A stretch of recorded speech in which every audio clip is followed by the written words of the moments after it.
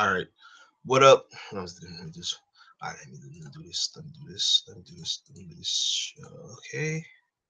Let me get past this. Let me do this. All right. Let me go. All right. All right. There we go. All right. Let me do this. All right. What up? What up, guy? What up, you? What up, you two? What up, you two? What up? What up? What up, you two? This your boy No Filter, man. This your boy No Filter again. And you guys again with the stream today. I guess you guys was looking for a good package today. But today I'm hitting you guys with another second stream. I said I was gonna do it, and I was gonna do it later, do it around. What was it? I was gonna schedule this around 3, but I got a fresh thought, got cool thoughtless thoughts to my head, so I'd rather decide to do it in my head. So I just did a stream a minute ago, guys. Was on MGTOW, cutting the bullshit out your life. Guys, I highly suggest you check that stream out. It was a highly insightful stream. I highly suggest you go check that one out. But this one is called MGTOW, Getting Past the Red Pill Rage. And I'm gonna mention something I was saying in my stream I just did minutes ago.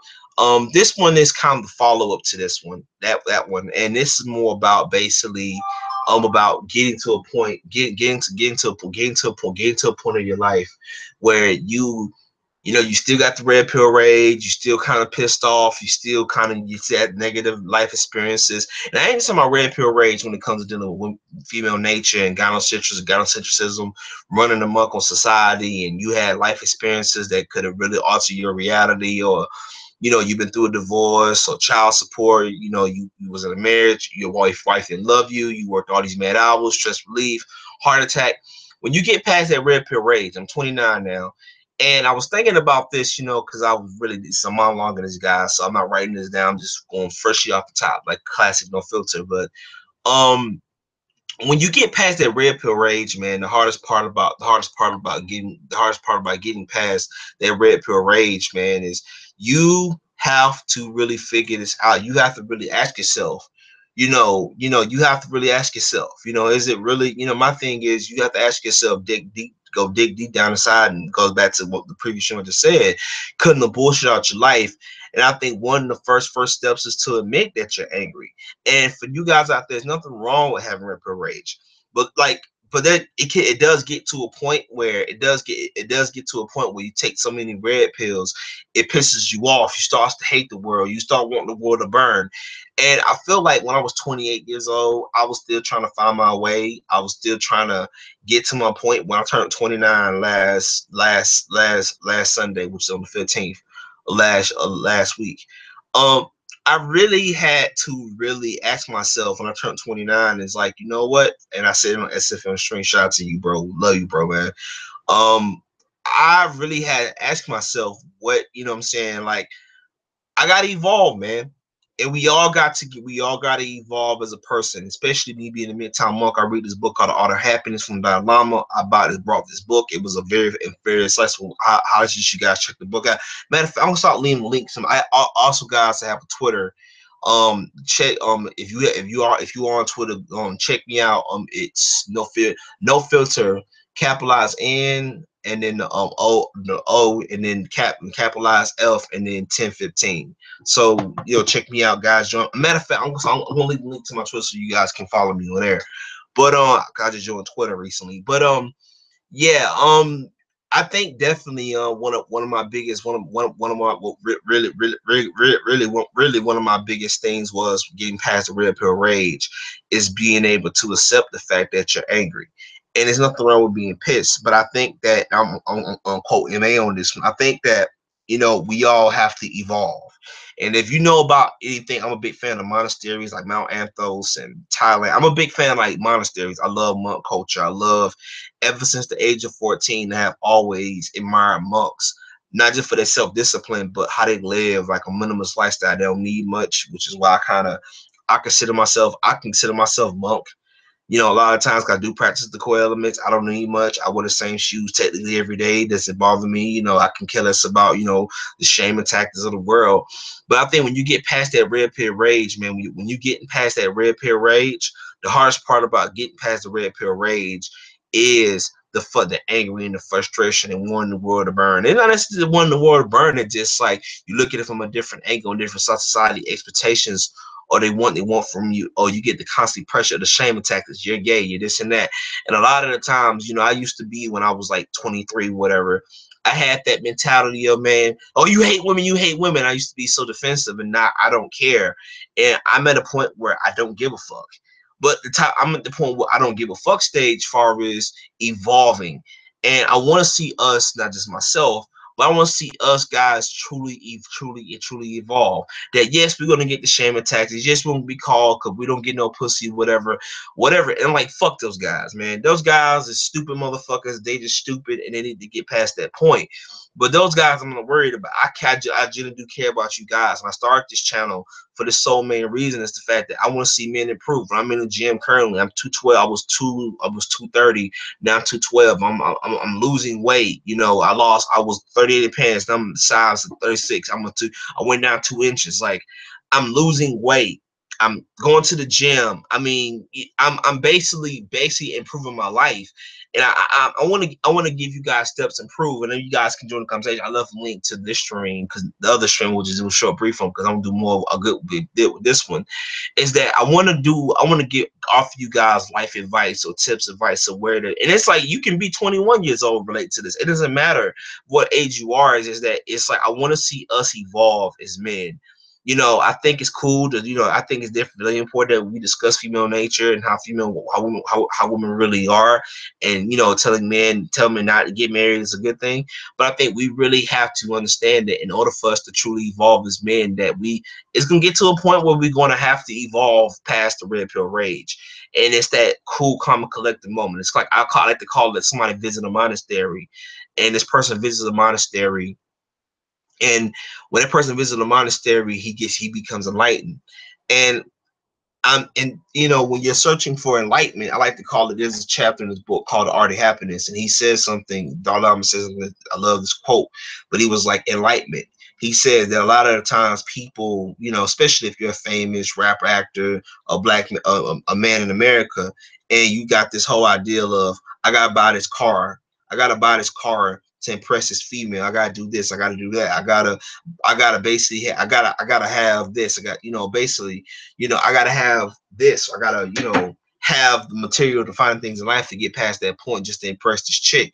When you get past the point, whether you've been through a divorce, child support, you try to see your kids, but of course making it hard for you, you've been arrested a couple of times, and it's like people just they telling you get married, this and that, and you had your life destroyed over. Your wife took you for everything. You got took your house, your car, and she stuck it to you every which way.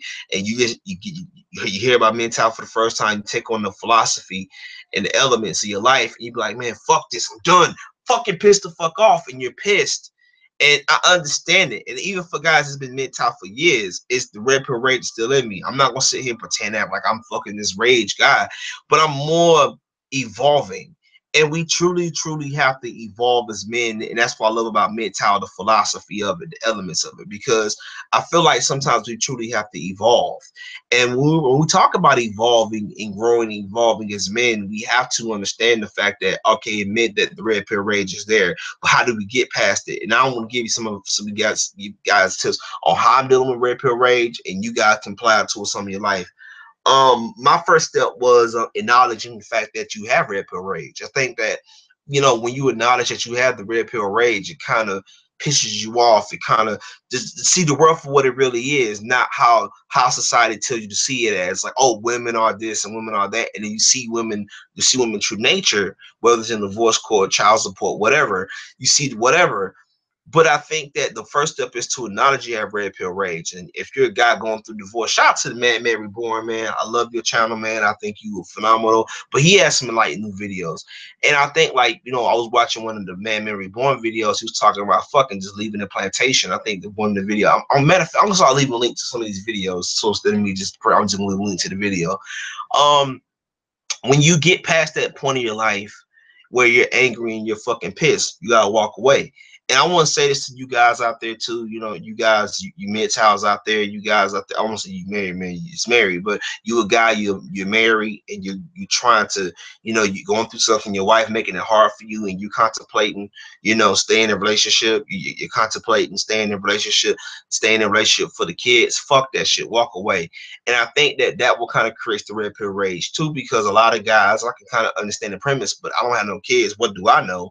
But I think that we all get to a point of our lives where we want to save the world. And what a lot of guys need to understand is that you can't change the world. You know, you can only change yourselves. And I fucking hate Notorious movie, but I think there's a quote from the Notorious movie. Even though I hated the film, I think it was a quote: "You can't change the world unless we change ourselves." My father would tell me that, and I never understood the quote because you know I'm young. And I'm pretty sure he told me this shit when I was young.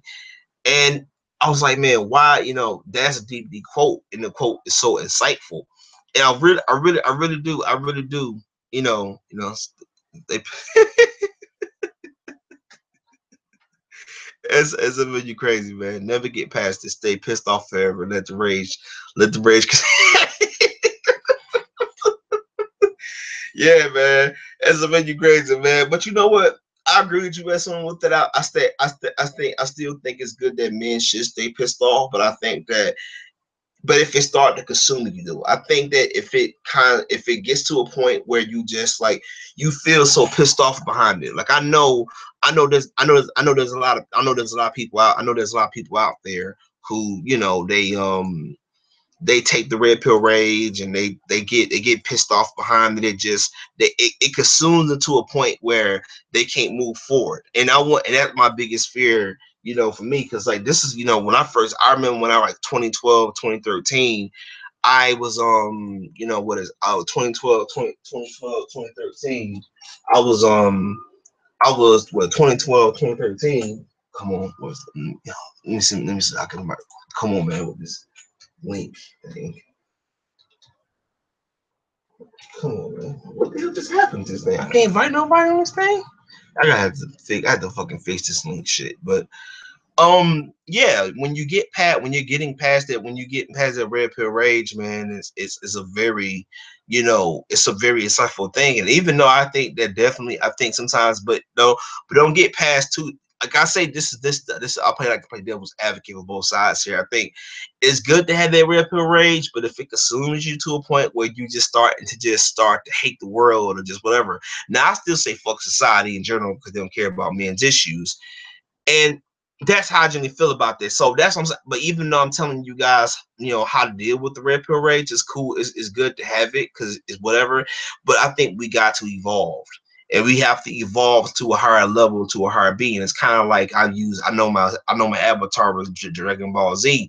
It's kind of like ascending to Super Saiyan. Like, you know, you go Super Saiyan 1, Super Saiyan 2, then you go 3. Well, 4 don't count because that's GT. And then you got Super Saiyan God, and then you the Ultra Instinct Goku. So, and I use that as a prime example, that evolving, that constantly evolving of becoming a much better person. And going back to one of the previous stream I just said, I just did minutes out, I think with minutes ago, you know, cutting the bullshit out your life. You really have to cut the bullshit out your life. And I think long as you, it's like holding on to life sucking leeches. They're taking life out. They take it. You know, it drain you out your energy. You know, they kind of tear you down. They do all this other evil, malicious shit, and it's just like, you know, you get mad because you look at it and all your guys, your friends are blue pilled as fuck. You red pill, and you seeing this shit, and you be like, you see your friends get drugged through the system. You can see your father, you know, get fucked over in family courts or divorce court, and you be like, well, fuck this. I'm not taking no parts of this shit. And it's like, you know, it makes no sense because you start to truly ask yourself why, you know what I'm saying, why the world always going to be like this. And I feel like sometimes with men, with the same thing with men, the difference between men and women, men actually try to figure out the problem to the solution to the problems. You know, we try to figure out why the world's like this, why will the world always be like this. And I think that when you take that red pill, I think when we all take that red pill, certain aspects of your life, certain perceptions that we carry on from society standards and expectations, we put ourselves in this perspective that you know, we kind of viewed it like, oh my God, the world is this way, the world is that way, and that red pill rage kicks in because like, fuck this shit, I'm gonna tell you to burn this shit down. It's like, and I feel like that type of world where, and that's the thing for me is like when I was 28 and I was, I'm not gonna situation, I addressed it when I was 28 because that shit that's the old no filter. This is the more cool, calm, collective, more insightful, more of the evolved and no filter. I'm still pissed. I'm still no filters. I'm still gonna cuss and rant and rave and still piss off and still be pissed off a lot of times. But I am really trying to learn peace. I'm trying to have a peace of mind. And I have a quote. I have a quote from the Dalai Lama. I think it's not a quote, but I can't remember precisely what he says. A peace of mind is so important, and that's what I love about the MGTOW philosophy is that when you by yourself, and shout out to you SFM. Shout out to you, SFM, for the streams you did with no Midtown Indie and the MA. Control strong, bro. I love that stream because that stream was so insightful. When I was listening to Midtown Indie and talk about the guy, he sits there, he's living in another country, and he has to go through this shit. It's like, as men, society constantly tells us men that, oh, we got to get married, wife and kid, and this and that. And I think what they don't realize is the fact that it basically is that a lot of men, like in America, they want to tell you, oh, you're gonna die alone. And you technically look at America, you technically look at life. And I'm watching this movie currently on Netflix called Bucket List with Morgan Freeman and Jack Nicholson, which is a highly insightful movie. And even though it's a comedy, it's about life and they're dying and they have 6 months to live, and they're just going around traveling the world doing shit that most people will never do in a lifetime because they spend so much time chasing money. And that's what I love about the mental monk philosophy. That's what I love about mental monks. Like being going full monk is like, you don't need much. I don't need much. I wear the same shoes, wear the same shoes every day. And when you're truly true, when you're truly trying to evolve as that person, it's like joining the monastery. That's why I relate to monasteries so much, because I feel like when I see monks, they're practicing, they're in that state meditating. I see that. I'm like, man, I want that to be me. Because one day, like 40, 50 years old, I'm going to leave America.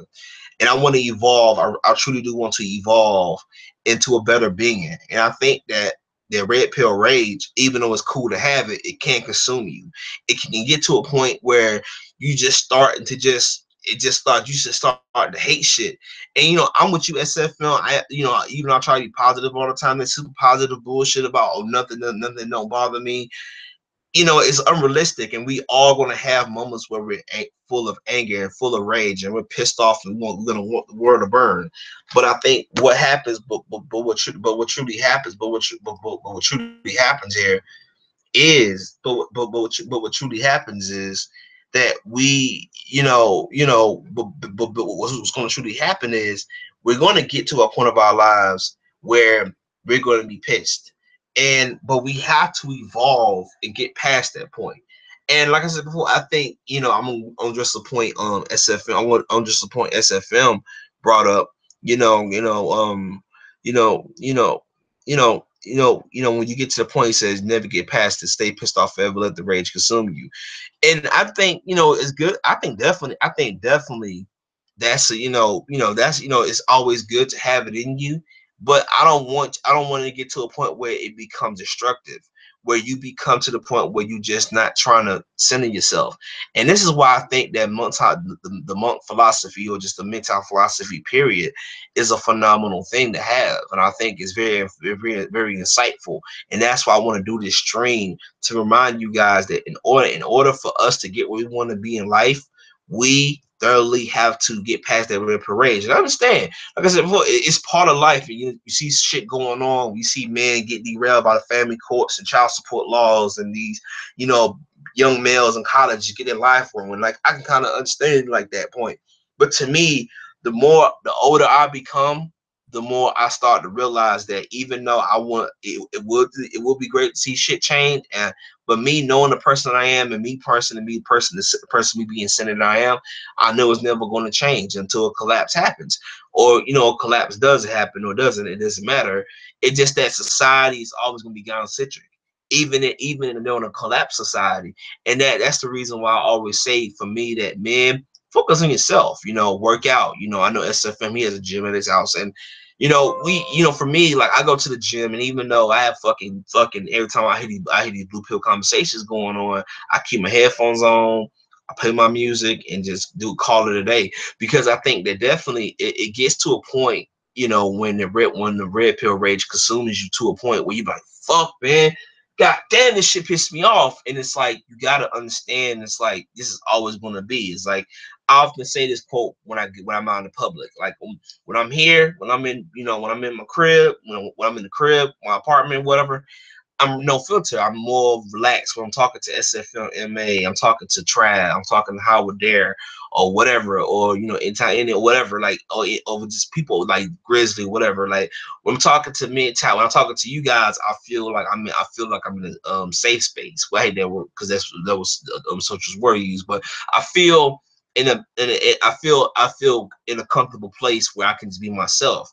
But when I'm out in the public, with my mom, with my sister, whatever, my niece, I gotta be this down such cuck who sits there and say, because I have women in my life, I have this and that, and tell my mom, oh yeah, I want a girlfriend and everything, which I don't want that bullshit, but that's the lives you gotta play, whatever. Or when I'm at family gathering, there's no filter when you go get a girlfriend. I've been getting this ever since I was like 14 years old, ever since I've been out and started dating. And I've been getting it, and the point where for me is that, even though I'm evolving as a person, I still get it. But I think that red pill rage can definitely can consume you. It definitely can. It definitely. Oh God, man, what the fuck? I gotta fix this damn invite link. This shit pisses me off right now. What's going on? But yeah, I think definitely when you get in past that midterm, when you get past that red pill rage, man, it's a phenomenal. It's a technique you gotta learn. And I think it's every day. As long as you admit that you still pissed off, and you're willing to learn to become a better person, I think definitely that's a good step in the right direction. Because for us, what up, Ogun? What up, Ogun, man? Join the conversation if you can. SFNU too. What up, Iron Solo? Um, Solomon. Um, Definitely.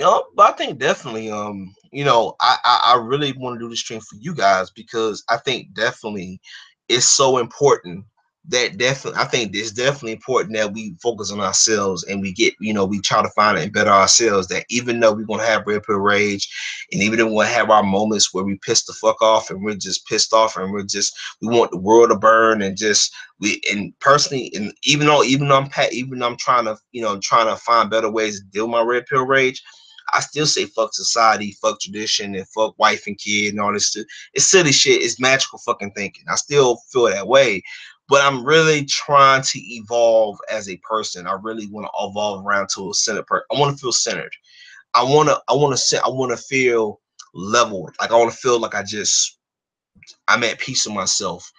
And I think it goes back to just, for me, my fascination with the monk culture is that I've always been the type of person where when I look at the monk culture, and I've been so fascinated with it, that the hardest part about the hardest part about being a monk, not being a monk, but just practicing monk elements, is like non-attachment, not needing much, living a minimalist lifestyle. I mean, that's the hardest part. That's definitely the hardest part of the world we live in, is that people are going to accept it, people are going to truly embrace it, they're going to where it needs to be.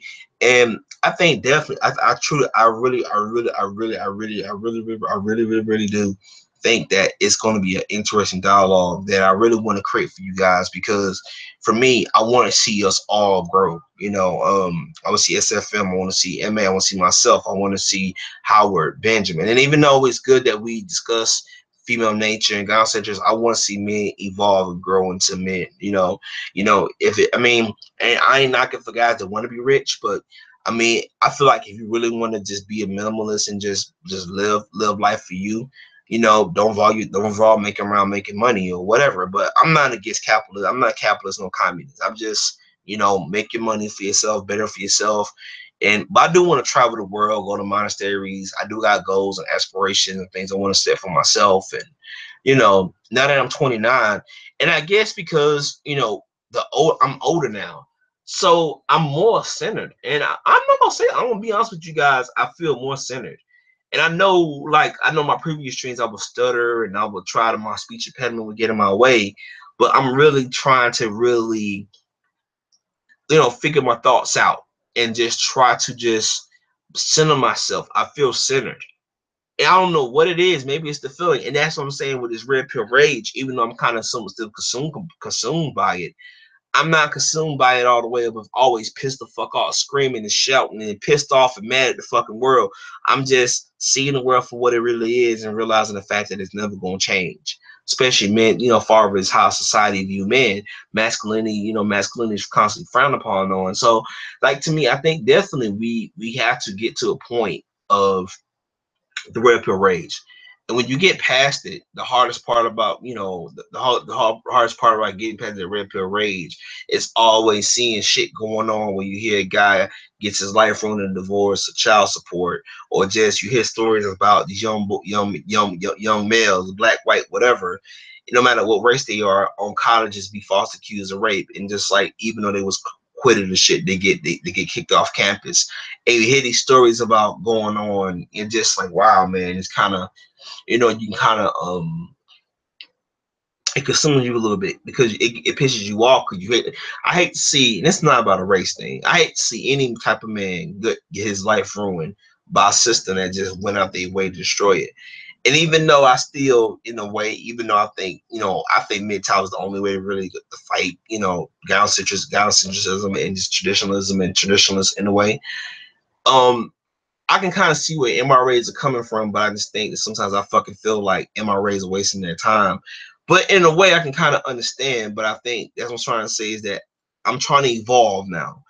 And when you're trying to, when you're truly trying to evolve, as when you're truly trying to evolve, when you're truly trying to definitely evolve as a person, the hardest part about the hardest part about truly evolving as a person is that you definitely, you know you know it definitely can consume you. It definitely can be one of those things where you get to a point and you say to yourself, fuck this shit, I want this shit to burn, I want this shit to go down. And it doesn't, it gets to a point where it starts to consume you. And that's my biggest fear for me, because now that I'm older, I'm really, really trying to cool down. Y'all guys know I suffer from the time I was a kid to, as a kid, I had anger issues. You said it as I got anger issues.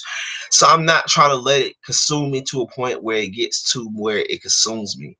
But I think that, sometimes it's good to have anger, because, that's part of masculinity. It's part of the being part of the frustration part, like whatever, especially seeing your fellow man, go through some bad shit going on. But I think that we definitely at this point where this channel now, in the current and the streams I'm gonna be doing in the future, I want to do streams about men evolving, and us getting past a point where we have to evolve. And I think evolution, I like to call evolution, is the part of one of the hardest part is one of the hardest thing a person could do, right? How do you evolve from red pill rage when this gangster society constantly destroy men? How can a man truly evolve? And I think the only way you is, and I've done it before, I'm gonna mention one of my old streams I did previously when the channel first started, was learn to be alone. And when you truly learn to be alone, one of the things that one of the things I've been saying, one of the things I literally been saying this before a long time ago about getting past that red pill rage, is that you got to get to a point where, what up, man?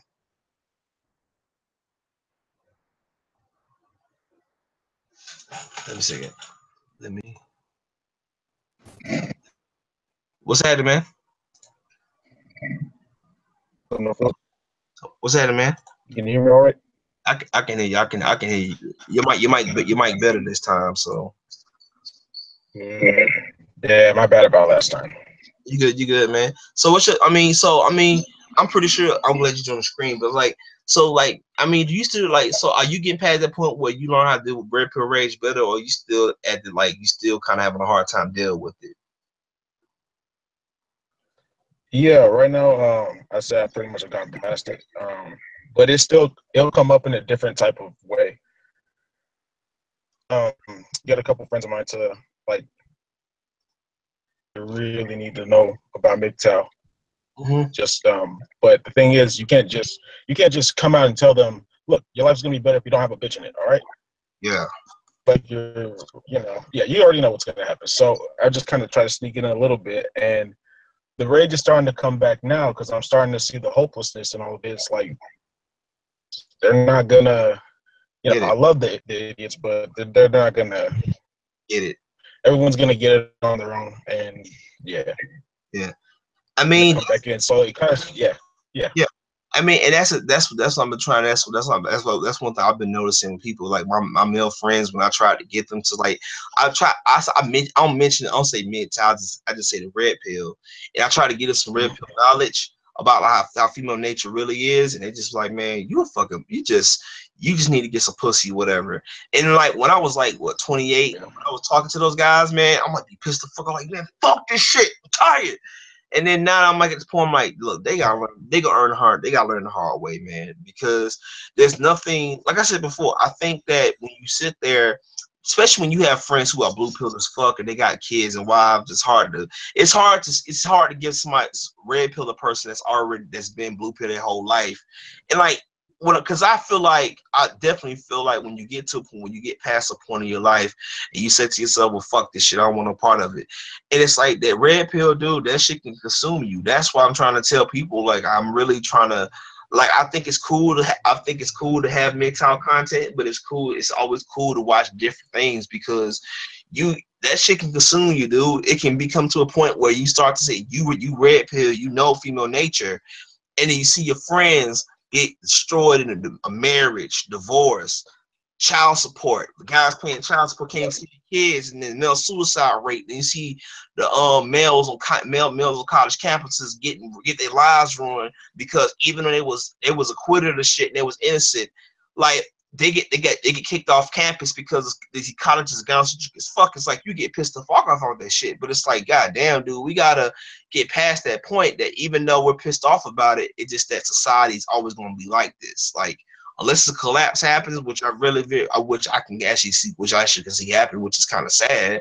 It's sad, but even if a collapse happens, it's still gonna be gangster as fuck because the first thing we're worried about, we gotta protect the women rather than let's not focus on the men. So I think definitely we gotta get past a point where it's consuming it. Like I think red pill rage. That's what I try to say. This like I tell guys, man, go to the gym. If you got a gym at home, you ride a bike.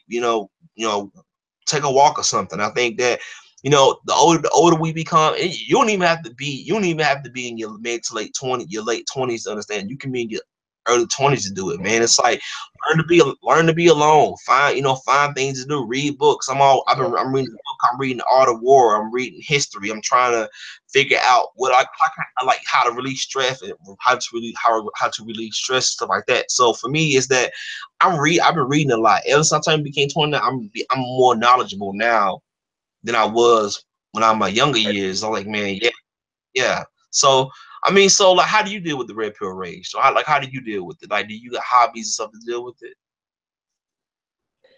Yep. Like man, I just was uploading a video right now, but I still do a lot of boxing. I'll still work out a lot. I gotta smoke weed, dude. I can't even lie, bro. But after work is all done and stuff, distract myself. But anything, because I know as soon as I don't, I'm just gonna go right back to doing the same old stupid behavior. I think that's what a lot of us know. Yeah. So But when you yeah. the question I'm going to ask you is like, so when you first took that red pill, was you pissed off to the world? Where did it consume you to a point? Because and how did you get past that point where like fuck this shit, I want shit to burn down, I want this to happen and that to happen and just like because I think that I'm asking this question because when I was 28, bro, like I had that. I want society to collapse. I want it to burn. And like now I'm at a point in my life where society can always be fucked up. It's like I'm reading this book called The Art of War. It's a deep quote. It says, you know, and someone said people always want peace, but you can't have peace without war, and you can't have war without peace. It's a quote in the book. I forget, from The Art of War. And I'm reading this shit. I'm like, God damn, that shit is a deep ass philosophical quote. It's a philosophical quote. You're like, God damn, that shit deep as hell. It's making you think twice. Like, God damn, why are we like this? You know. No doubt. And yeah, I love The Art of War too. I got it in my room. One quote was also like, to be engaged in conflict, right? Yeah. So somebody wants to come at you, right? Don't engage, even if you're going to be labeled a coward. Don't engage if you're going to be labeled you. Don't engage. So I mean, there's a lot of little red pills in there that you can pick up from. It's really good. Yeah, I mean, but that's what I'm trying to say. Like, I feel like we all have to. The older we become, like, how old are you, man? I'm 24. 24. Well, you still well. I'm still young myself, so whatever. But like, I feel like the older you become, the older you become, the more wiser you become. Like, you just start to just accept shit for what it is and not try to change the world. Because I feel like to me, when I was talking about, like, in a way, I was kind of like, this before I ever heard this, before I found MGTOW. I thought about becoming an MRA because I was like, man, you know what? It's fucked up. I'm tired of seeing men get derailed it. And then I came across MGTOW 2012, 2013, whatever. And then I heard it, and I'm like, okay, damn, this shit makes sense. And then the more videos I start watching, like, man, damn, this shit makes sense. And then after you watch a couple of videos, you be like, yeah, you're kind of right. We can't change the world. And I think a lot of people, because I'm a comic book guy myself, I think that I think it's in every man's nature. I think it's part of who man's nature is part of men, just no matter what type of person you are, mental or not. It's part of men to say, you know what, I want to fix the problem. I want to do this crazy shit. It's like the same thing for me. Like I have a friend of mine. I had a friend of mine's. His wife. I'm not gonna say his name to dox myself, but his wife. His wife for 10 years. His wife for 10 years recently. She was like it was that she told us she's not happy, and she wants a divorce. And like most men in general. Like most men be like, man, I got to fix my marriage. I got to fix my, and plus they got kids. So that's the most tough situation ever. And I'm talking to him. I said, man, I know it's kind of tough and everything, but you gotta let that situation go, man. He's like, man, but I gotta do it for the kids. I said, dude, deep down inside, and I said, I'm not saying this because I'm getting older. I said, dude, you gonna end up hating yourself reality, because here's the thing. Those kids, look, those kids may hate you when they're teenagers, because his kids are like teenagers, whatever. He has three daughters. They all teenagers, right? They're three girls, right? So they all teenagers. I said, they may hate you now. When they turn 19, 18, 19, 20, 21, whatever, when they turn 21 or whatever, they become legal adults, you can tell them the truth. You can tell them the actual truth about how their mother was whatever, and how their mother treated you like crap. And it's like, dude, it's like, look, he's like, but I don't want my daughters to hate me. I said, they're gonna hate you either way, man. It's like, you gotta let it go, man. It's like, I need to stay in this marriage. I said, dude, I'm not trying to tell you what you do, because it's your life, how you live it. And this is how I feel like until I get past that red pill rage. You have to at one point realize, like the man Reborn said, man, you gotta walk away, man. I know, guys, that may sound a little kind of tough. It's like you try to make it work with your wife and everything. But man, look, like, no, like, yo, like, look, I know you look, and I told my friends, look, I know you love your three girls, man. I know you want to be there for your kids, but look, you can always build a relationship when they get older. Man, they're gonna end up hating me. I said, dude, you can always tell them the truth. Like, it's not like it's gonna, what you call it. It's not like it's not like it's necessarily gonna hurt you or whatever. Go ahead. Go ahead. What's up, everybody? Can you hear me? Y'all can hear you. What up, MU? What up, man? We hear you. But yeah, here's the question I want to ask you all. By the way, the guy that's doing that for the kids, you're right. He is going to hate himself. When they're grown, and his daughters will most likely hate him anyways for whatever reason. Yeah. he's just gonna think about all the money and the time that he wasted. Yeah. I don't know. You really like I said before, like guys and their egos, they get themselves in trouble. They try to beat the math. You could show them like you have an 85% chance of losing your kids on average. You can all marriages have a 94% chance of failing within the first 10 years. You could tell men all of that, and they will continue a generation after generation after generation to try to beat the math. And I think that's part of being a man. Try to, go up against all the odds and trying to conquer. There's stories written about those men. History is made about those men. Schools are named after men that do those things. But the other 95% of the men, they get put through the meat grinder. They get destroyed. Yeah. Yeah. So, I mean, overall. That's great. And Go ahead. Yeah, I'm just going to continue what you're saying about that. Everyone's going to have to figure out for their own self. I remember, this is crazy, but I was in 8th grade and I was like looking up, just, girl stuff, whatever. And I came across a Razor Blade Candy video. I could understand. I think it was the one where they were talking about that the dating situation, like the real basic stuff, and grasped some of it, but I didn't fully understand it at the time because I hadn't gone through it. So I guess some guys are gonna have to get scratched. Some guys are gonna have to take the actual bullet. I got scratched. I didn't get married, but I lived with her for a minute, for like at least 3 years. So, and I didn't think it would happen because, whatever, you think you're alpha, whatever the hell you think you are. It is what it is. You thought confidence would get you over the hill.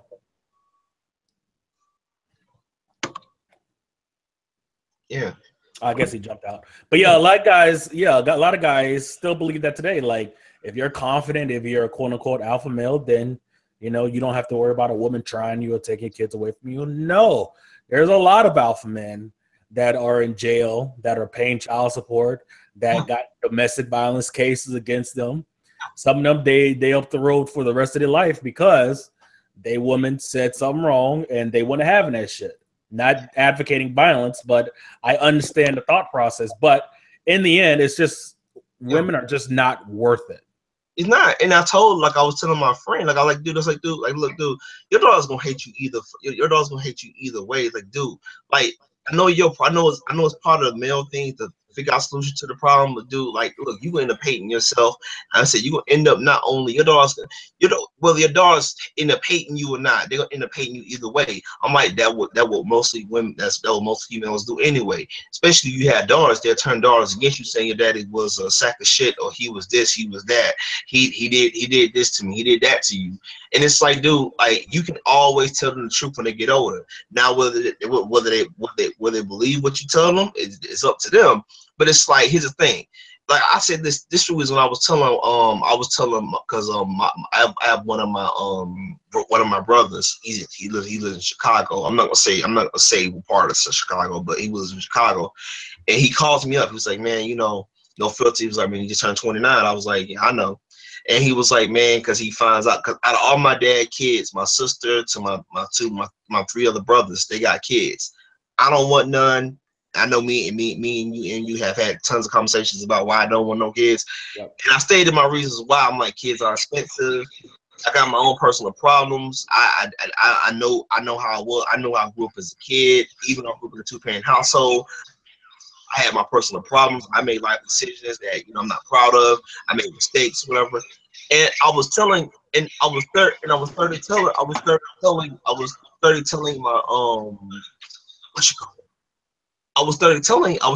brother. I was like, dude, I was telling my brother that we need to I told him, I was like, dude, I said, yo, I was telling him, I was like, man, I'm at a point in my life now where I need less stress. And even though I'm an uncle, I love my niece dearly. Now I babysit her from time to time, whatever, because her father now lives in Atlanta, so I don't see her as much, but I still see her from time to time. I told him, I said, dude, I said, man, look, I said, I'll make a great father. I don't want to be a father. I'm like, why? Because kids require discipline and time and effort. And I said, one, it ain't, when you have a kid, it ain't about you no more. It's about me. It's about that kid. And I say it may sound selfish, but I enjoy my freedom. I enjoy getting up and going where I need to be. And I think a lot of people, a lot of guys, I used to be one. I think back before I ever heard of MGTOW philosophy, and I was like, you know what, man, I wanna, I want a wife and family. I want a wife and kid. And then the older you get, you start to you hear these horror stories about these dudes paying ridiculous amounts of child support. You be like, why did I want a kid again? And you hear these stories, and the thing is, I hate this mentality. I know society, like, man, you hear guys are never getting married. Well, they say you really can't talk about being married. You can't talk about these men getting fucked up with a divorce because you never been married. But like, here's the thing: you ain't got to get married. You can still learn from other people's mistakes. And I feel like that what society don't get. It's like they hate it so much to the point where for them, it was like, oh, men need to get married. They'll tell you get married, yeah, but when it's time for the divorce, they be like, well, you was a lazy husband anyway. So it's like, my thing is, all right, you tell us to roll the dice and take the risk. But when it's time to bite the bullet, though, you be like, oh, you just didn't find the right one. But you told us to get married, though. So I feel like that's the thing. I feel like, like you said, the male ego. It's like it's like the what is it called? It's the male ego that dies out. It's like when males try to fix the problem, but they end up putting more stress on themselves. Like, hey, you know what, fuck it, I'm just gonna walk away from this shit. Like, and that's why I told my friends to do. You gotta walk away from this because you end up hating yourself in reality in the long run. Here's a question: that guy who you're using as an example, what do you tell him? Like, maybe he's contemplating leaving, but he has 3 daughters. He knows if he leaves, he knows how his daughters are most likely going to turn out. He knows his daughter's going to hate him, and he knows his entire social circle is going to think of him as bitch made or pussy nigga or hoe ass nigga or whatever for leaving. What do you tell him when he knows he's most likely facing that scenario? My advice, fuck it, just walk away. I mean, they're gonna hate you. They're gonna hate you either way. Like, walk away. Like, and that's what I'm saying is that what I'm saying. But here's the thing, though. Here's the thing. That's what I'm saying is. But here's the thing, though. But if he was one of those guys, and I'll explain my friend. This guy right here, from the time I've been knowing him ever since I was 14 years old. I've been knowing him for years. This guy always had girls around him. He was never told like learn to be alone. Every time I saw him, from the time we was in high school, from the time we was in middle school to high school, whatever. He always had women around him, so he always had a girlfriend around him. So he never really. Every time I remember one time he dated this one chick for like 2 years. He dated this chick for like 8 years, and it wasn't even 2 weeks after it wasn't even like a week after the breakup. He was in a new relationship with a new chick. So he was never the type of what he never had time to himself. He was always looking for female validation. And that's me knowing my friend, and me knowing how he thinks and operate. Me knowing that I was like, okay, you know what, that's my friend, that's who he is. But I look at him, I said, dude, I told him, dude, look, I said, dude, I understand you never know how to be by yourself, but you gotta learn to be alone. His biggest fear was, and I think SF addressed said it before, and I think it goes with the shame of language that most men get nowadays. Like, oh, you're gonna die alone. We all die alone. It's the fact that, dude, it's like you gotta live with that. Like, you gotta understand the fact that. But like you said, and I'm glad you brought that up for devil's advocate. How do you tell a person that? If a person's his whole life been told that you need female to validate themselves, yes, that like if he's gonna do the polar opposite of what you just tell them. But if a person said, you know what, I spent time, I've been alone by myself most of all my years, I think it will be easy. Now, if I was in my friend situation, somebody told me that, and not was in a relationship, and somebody told me that, I would take the advice to heart and say, you know what, maybe he's right. Maybe I should walk away.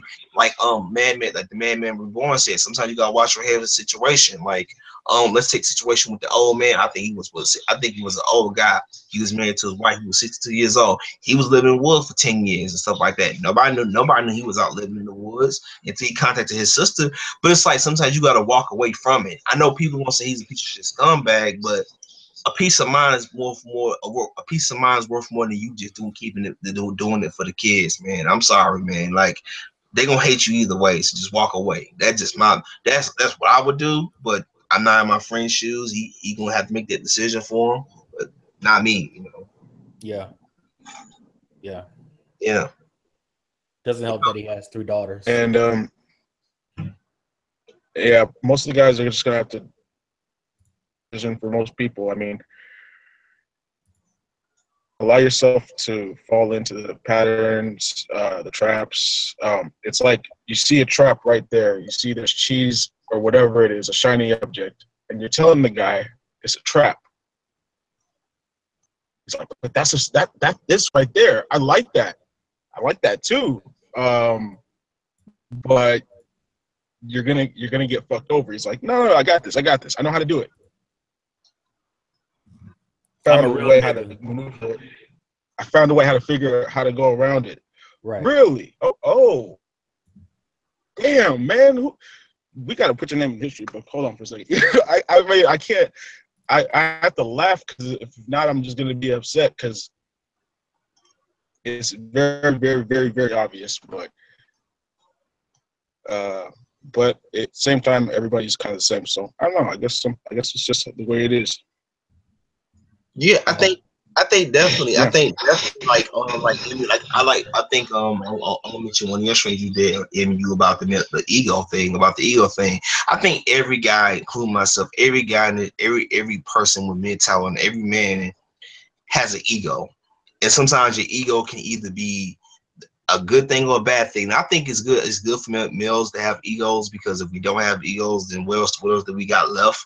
But I think sometimes ego can be the death for you, because people say, well, oh, my marriage is failing, so wife want a divorce, let's reconcile, let's go to marriage counseling, which 9 times out of 10 don't fucking work, because it ends up either doing more damage to the relationship than it was before, or you just say fuck it, just end it at that point. But I feel like, for me, this is why I always say this, like being alone, like I know people fucking hate when guys are alone, but this is what happens when you are a loner and you embrace being alone, because you understand the principle of it. So when you do enter a relationship and say, you know what, you see something that's being toxic, I won't say it's easy for you to walk away, because it depends on if you get attached to that person. If it depends on if you get too attached to a person.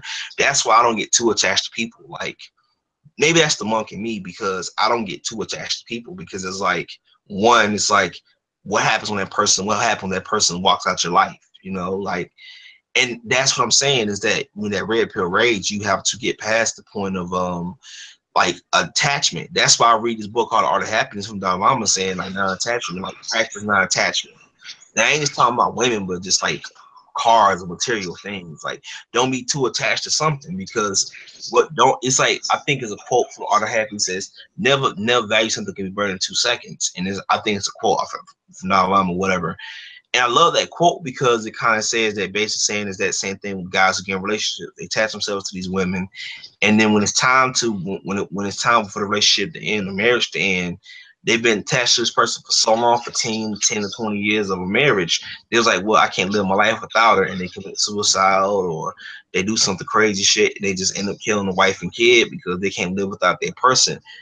And that's what I'm saying, is that we all got to get past that point. It's saying that you got to value yourself as a person. Now, it's hard to tell somebody that they've been married for so long, but just, you got to get past it. I mean, you got to walk away from some shit. Right. You got to walk away from it. I mean, and that's the thing about people, that I'm probably doing shit about that too. It's like walking away from society. Like, when you walk away, you decide to walk away from traditions and the things society tells you to do. You got to walk away from it. It's gonna be hard, but you gotta do it. You gotta do it for your sanity, man. Yeah. What do you guys think about, like, the because I'm gonna do a hangout in a couple hours about, I got like 300 messages about millennials, because me and BGS was talking about millennials being lazy and everything. And so one of the things that I see, like, millennials, I think millennials are the first generation that are starting to reject, like, these old traditional values. What are you guys' thoughts on, like, the previous generation, setting these standards for men, and women, but primarily men, on basically taking care of women and children? I'm glad you brought it up. I think to me, I think definitely when you talk about, you know, from a society standpoint, because I'm part, I consider myself a millennial. I'm 29, so I'm part of the generation of like the Snapchats. I don't use Snapchat, but I'm just using that so prime example. Like I consider myself part of this millennial generation, but I don't believe in that old school tradition of wife and kid and, you know, getting married and white picket fence. Like it just, to me, it's all played out. It's like it's all. I like to call it magical thinking. It's a fantasy world we live in. But I think that to me, I think that, and I think it goes back to, I think it goes back to Gynocentrism, and it goes back to that the programming, the mental mind frame that most males have. And I think to me, this in a way, I kind of agree with BGS on some talking points about millennials. They cry about everything. They don't want to figure problems out. But I think the reason why I'm with the millennial side when it comes to just busting the age, like they are breaking the age old traditions of like, oh yeah, we gotta take care of females. They say, you know what, fuck it. Well, why should I have to take care of a female when why should I have to get down on one knee when she should have to get down on one? Why should I have to get down on one knee when a woman should have to pop the question? And I think that's a good thing because sometimes we gotta break from tradition. Like we need to break from it. Like I ain't talking about the man roles, like just taking care of your family, or being part of the matriarchy thing, like the patriarch thing, where you kind of the head of your household. But that's the point. I agree with far as traditions, but far as everything else, but like far as winding down the women and taking them out, opening car doors and chivalry, that shit dead, man. It died a long time ago. I think people they live in this whole 1950 era of, oh yeah, women was this certain way. I'm like, women can work now, they can vote, they get jobs. Like them days, Respect women. huh? It's over. Like Hashtag respect women. yeah, 1950, the 1950 days. Have you seen that lately? That's the thing that's trending right now. What's that? Hashtag respect women. It's ridiculous. I mean, Oh, it's like certain thing that's trending right now. Hashtag respect women. It keeps coming up over and over again. Coincidence that happened right now ever since the slut walk.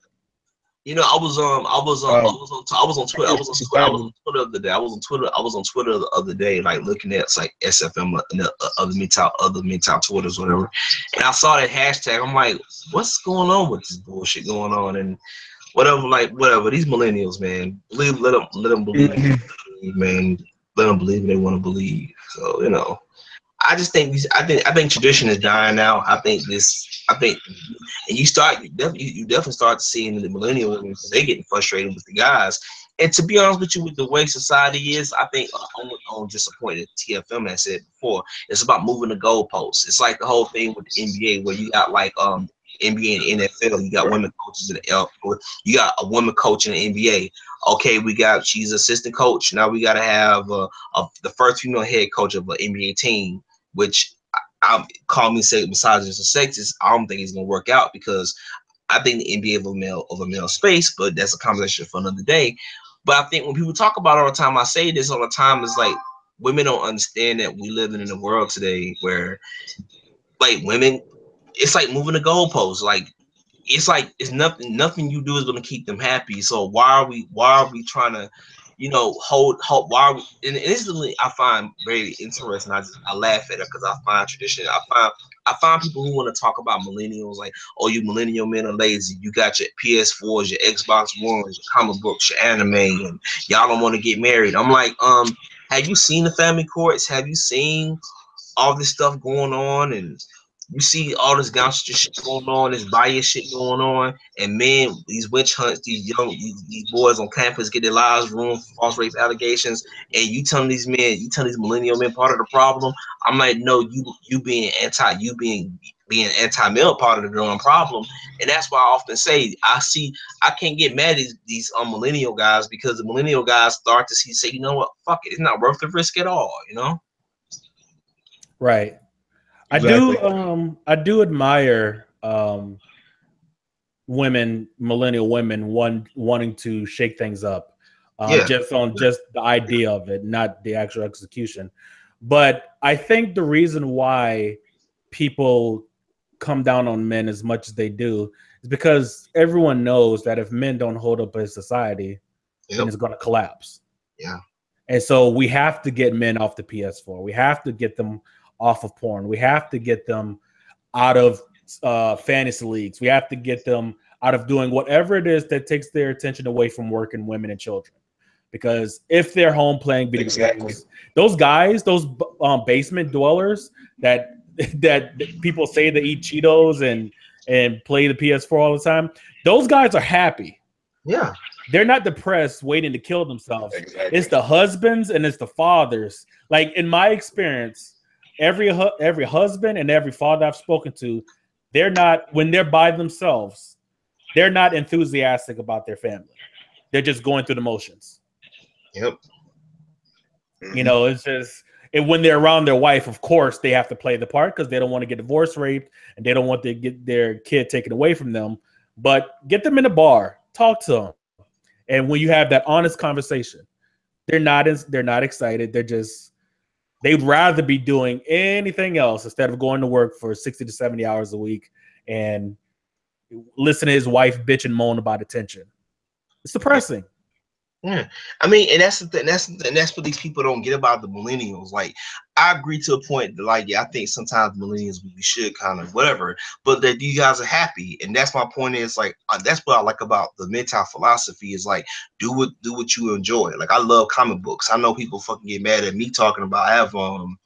I have women in my family. They'd be like, there was like no filter, man. It was like, if you put the comic books down, maybe you'll get a girlfriend.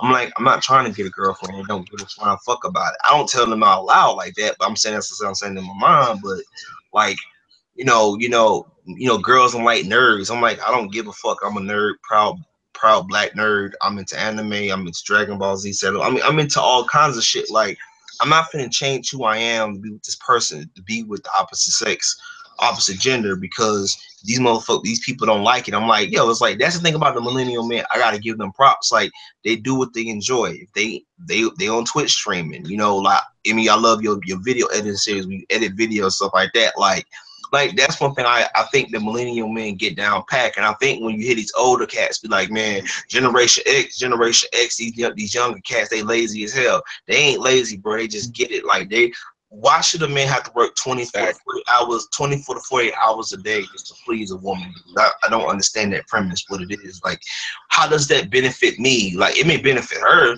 but it don't benefit me.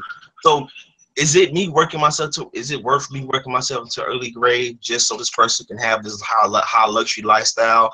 And then I'm stressed the hell out. I'm out to go and have a heart attack at work.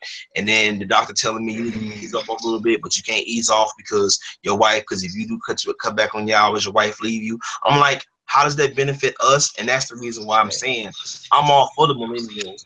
I'm all for the millennials doing their thing. It's like, let us have our thing. Let the millennials have their games. Now, if it gets to a point where if it's the video game, the PS4 and the PS4 and the Xbox become more important than them working a job or providing for themselves or trying to better themselves, all right, that's when it becomes a detriment. But if it's they playing the PS4 while still working and maintaining a job, part-time, full, whatever they're doing, like, I don't see what's wrong with them. I don't see what's wrong with these millennials doing what they need to do. Like, and that's the same thing with these people in general. And to me, when I look at the millennial man, I don't think millennial men are part of the problem. I think the way today's society is like masculinity, whether you white, black, whatever, especially live in the West, it's like masculinity is frowned upon on, especially if you're a white male. Like, masculinity is frowned upon on. Look at hip hop rappers wearing suspect clothing. Like, they wear women clothing now. They're telling men, okay, it's okay to wear a dress now. Like doing this, I'm pretty sure during the older generation, you'd be laughed at if you wore a dress. Nowadays, it's more acceptable. So it's like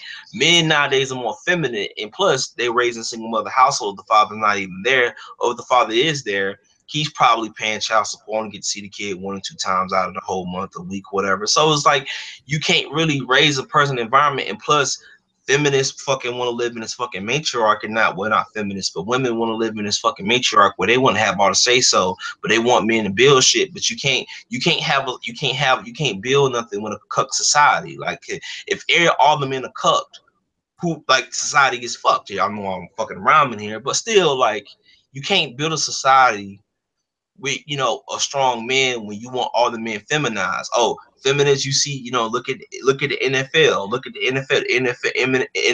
NFL went from being, well, it makes sense because, you know, head damage can cause you be brain dead. But look at the NFL.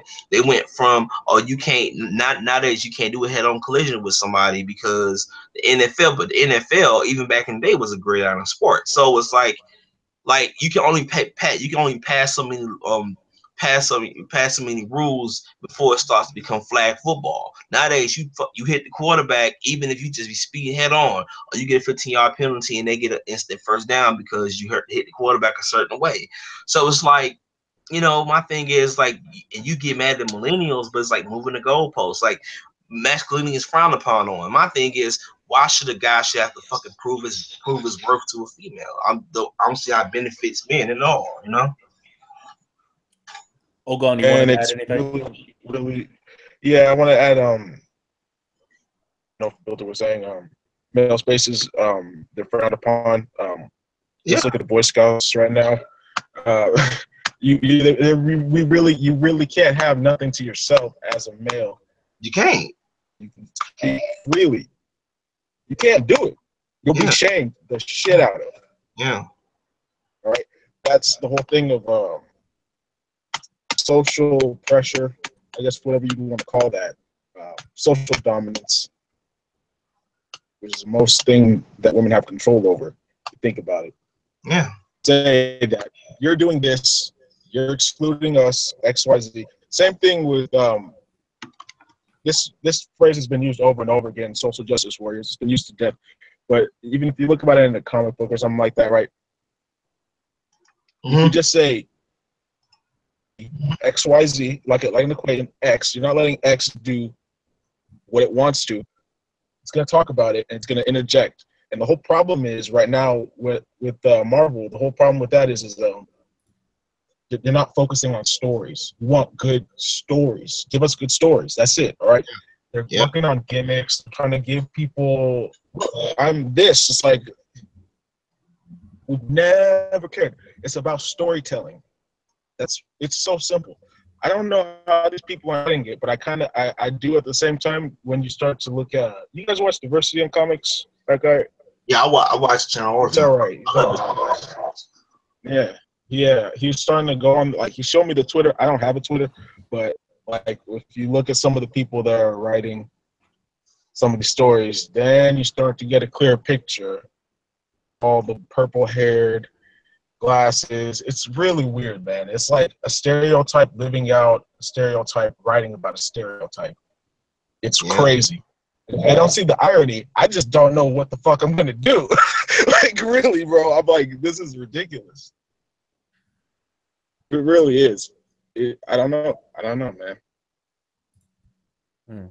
You guys, what do you think about just the current situation of just giving people like this authority and power to dictate and be executive decision maker? And because even like I'm using this as prime example. Like I'm watching NBA currently. I'm watching the NBA currently, and I know I know recently just announced. I don't know why they fucking have to announce this shit. I'm so fucking tired of it. Is they announced the fucking a development coach. I think it's a female for Sacramento Kings. She's a female. I guess she's supposed to be developing the players. I'm like, oh my god, do we have to do this shit again? Like, god damn, this shit is annoying. Like. And that's the thing about my life. That's the thing I've been noticing. I've been noticing about male spaces. That's why I say for me in general, I say look, I give it with this Colin Kaepernick thing going in the NFL thing with this NFL protest players being bitches and shit, talking about the flag, whatever. Oh my god damn it, dude. Can we just keep politics out of sports? Like, god damn it. But like besides all that, like you got that, and then you got the NBA with this whole progressive movement. Oh, we need a female coach. And like what they don't realize, like when you hire like a male basketball coach, to coach a professional basketball team. All right, it's easy to fire that coach. What happens when you have say for instance like the Spurs? Say for Spurs become the first team, they hire Becky Hammond, assistant coach. She will be the first team, I guarantee you. Yeah, she becomes the first female coach to coach the Spurs. Right? They have a losing season, right? And she has 2 back-to-back losing seasons. Right, and the Spurs decide to fire that coach.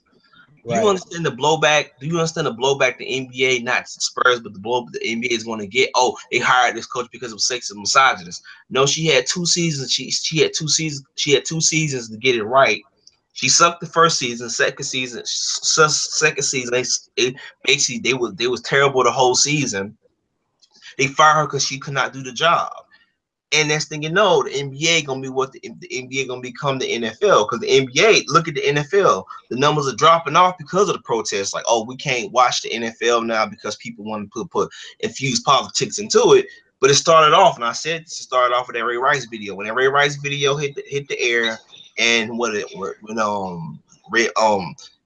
Ray Rice got that 4-game suspension, and he got suspended for the whole year. I said, "Yup, it went down from here." And now it's not even about domestic violence. Now it's about political injustice, racial injustice in America. It's like moving the goalposts now. And that's why I say when I look at sports, and that's why I often say, like, I look at comic books, movies, entertainment, and it's like I give it by next year. A lot of this stuff is gonna phase out because a lot of people are getting fed up with the politics and the stuff that goes on in society. But personally, me being a person, and talk about the red pill rage, I'm fucking tired of it. Just like I just want to watch something, just turn my brain off, watch a sport without some political messages being thrown across. You know. Exactly. Here's what I'll say to that. Yes, I do understand that, but athletes could have a say too. Yeah, but do it during the off season though. Like, I don't mind it, but do it during the off season, not during the season. That's all I'm asking. Like, do it. But no one's paying attention to the player. Hello guys, hello man. Welcome to MGTOW. Marty, what's going on, man? So today we'll be talking about politics. We're going to be talking about what the feminists from Hollywood said about Donald Trump today. Sorry, but the monthly scheduled MGTOW programming will be temporarily delayed for now. So, what's your guys' opinion on what the feminists in Hollywood have said about Donald Trump today?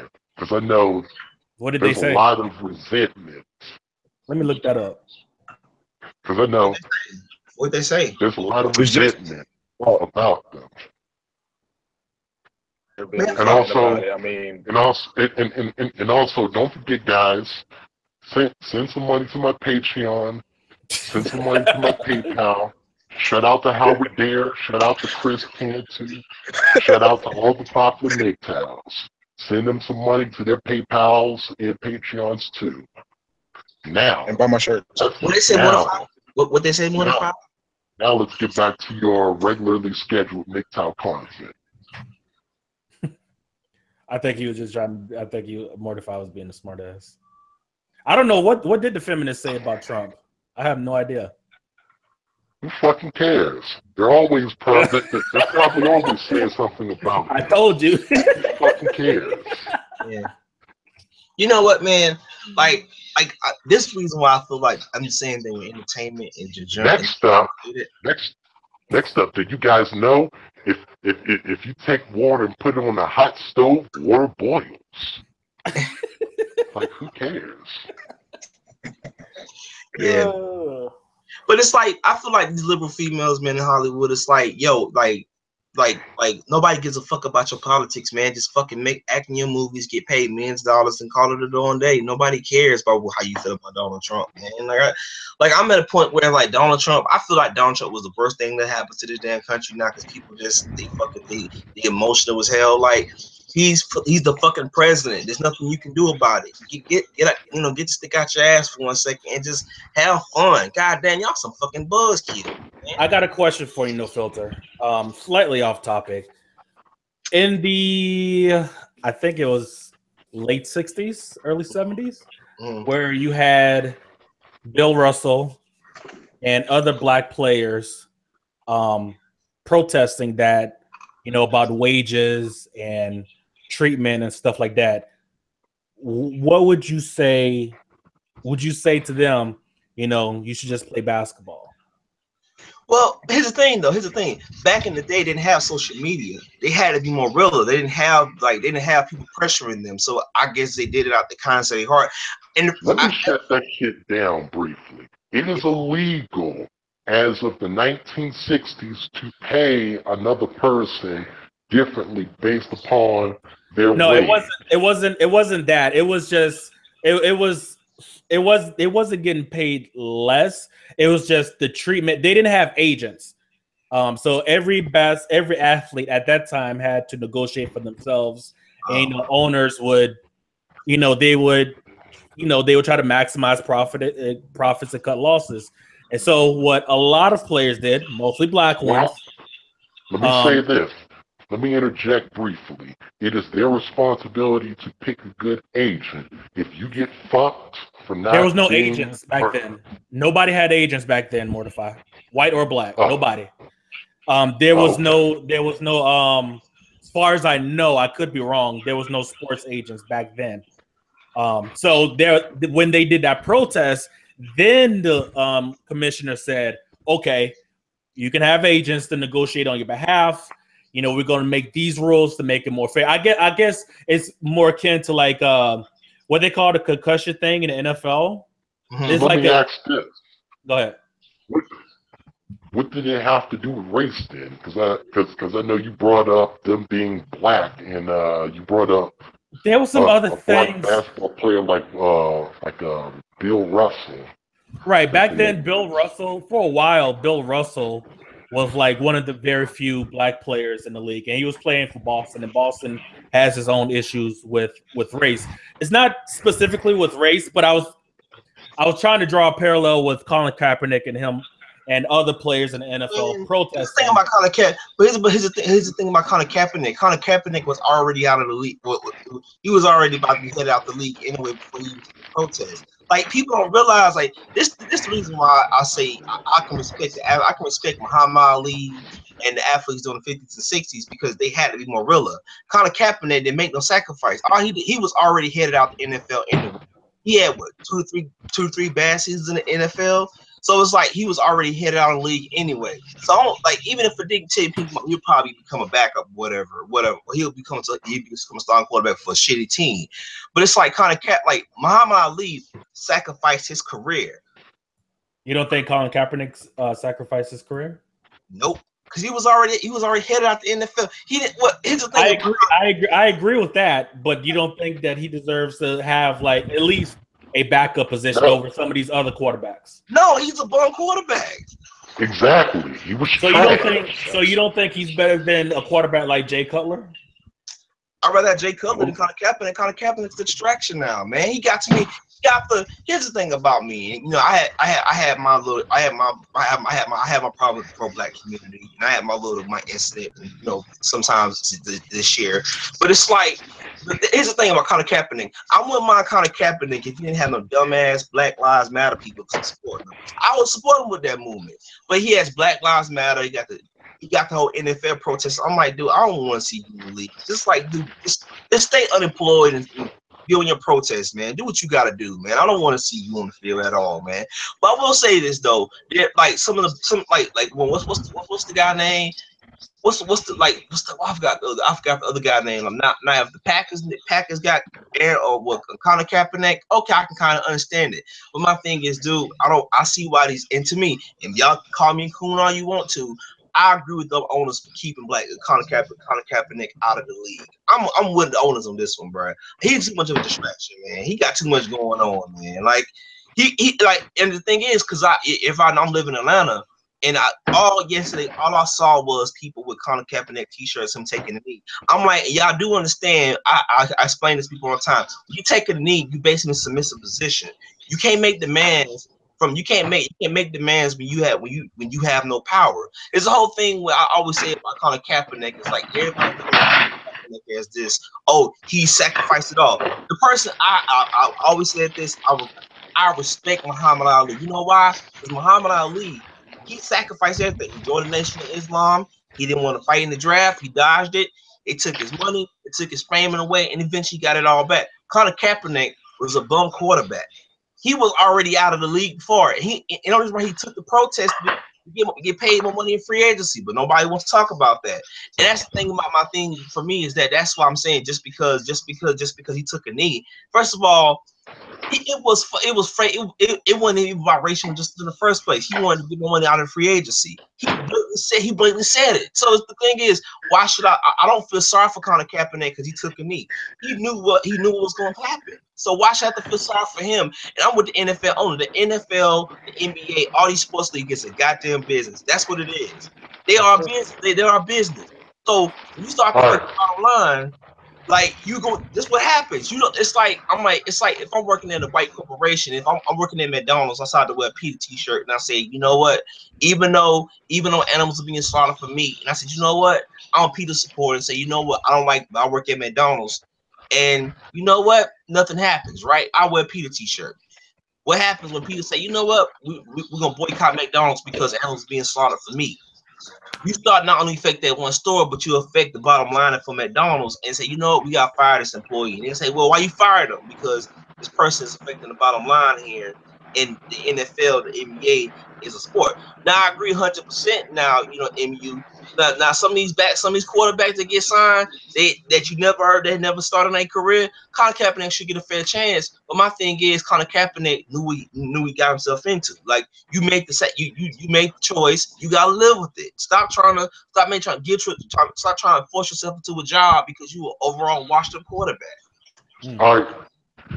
I'll say this, sticking to purely the objective shit, in my opinion, no, he should not get a second chance. He was a trash quarterback. Yeah. Let me finish, uninterrupted.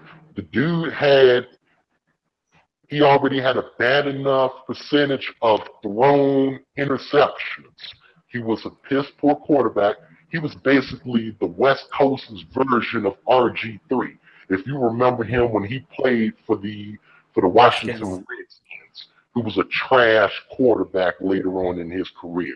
So why would an owner pay millions of dollars for a trash player? It had nothing to do with his political, socio, whatever stance. And even though I do agree that he has a right to freedom of speech, at the same time, it's a gray area. In one instance, you are supposed to be a representative of a company, so you really don't have that much freedom of speech. But naturally, you as a person should be allowed to say whatever you want to say, but then there's also consequences for that. So it's really a gray area regarding the freedom of speech. I understand both sides to the freedom of speech, but at the same time, the position that he took up is a facade. It is a lie. It is a falsity. The reason he got kicked the fuck out is because he was a trash player. He couldn't perform. He couldn't do good for the 49ers. And he got kicked to the curb, just like all trash should be.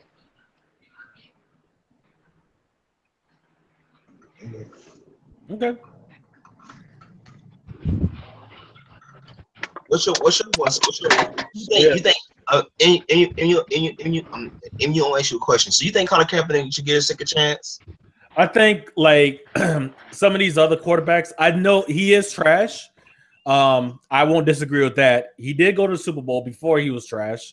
Yeah. But I think that quarterbacks like Jay Cutler and some of these other no-name randoms out here, they're more trash than Colin Kaepernick. Now, to defend the owners, yes, if you sign Colin Kaepernick, you will be bombarded with questions about the protests and who wants to deal with that.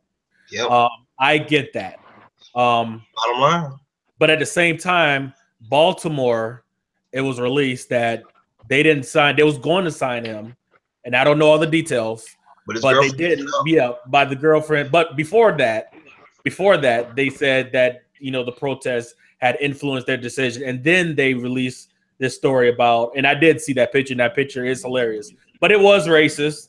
And yes, that is their story, and I get that too. So I'm conflicted. I mean, like I said before, like I'm saying, my thing is when I agree with Mortify 100%. It's the First Amendment. You have every right to protest, as long as you ain't advocating violence, whatever. But when you take that type of political stance, you got to deal with the repercussions. Look, when Muhammad Ali said, "You know what? I'm not going to fight in Vietnam," he knew the repercussions. Now he had luckily he had Bob Arum and all the other people, other black athletes supporting his decision. Yeah. But the reason why I can respect athletes back in the day is they had to be more real. They didn't have Twitter, they didn't have Snapchat, Facebook, and Instagram. They didn't have these social media outlets, so they had to be real. These athletes nowadays, they got people in their Twitter mention telling them to take a stance. And here's the thing: it's easy. It's easy. I always say this all the time. It's easy to tell somebody to take a stance when your money ain't on the line. But how would you feel if I was an NFL quarterback of a, say, I was a quarterback of a team, I'm a black quarterback of a team, right? I'm having a phenomenal rookie season, right? People looking at me, I'm my rookie year, I'm just trying to get my team to the playoffs. And they say, no filter, man, look, we need you to take a against police brutality. And I tell them, man, look, I got a family to take care of, man. You know, I got a life to live. I got a career to think about after this. And you know what? I get response and hit the news. Oh, quarterback no filter just he doesn't want to talk about police brutality. And then I say, you know what? I don't want to talk about it because one, I got a life to live off of it. This. I got endorsements. I got a lot of things to think about. But here's the thing: it's easy to critique somebody saying, you know what? You should take that risk.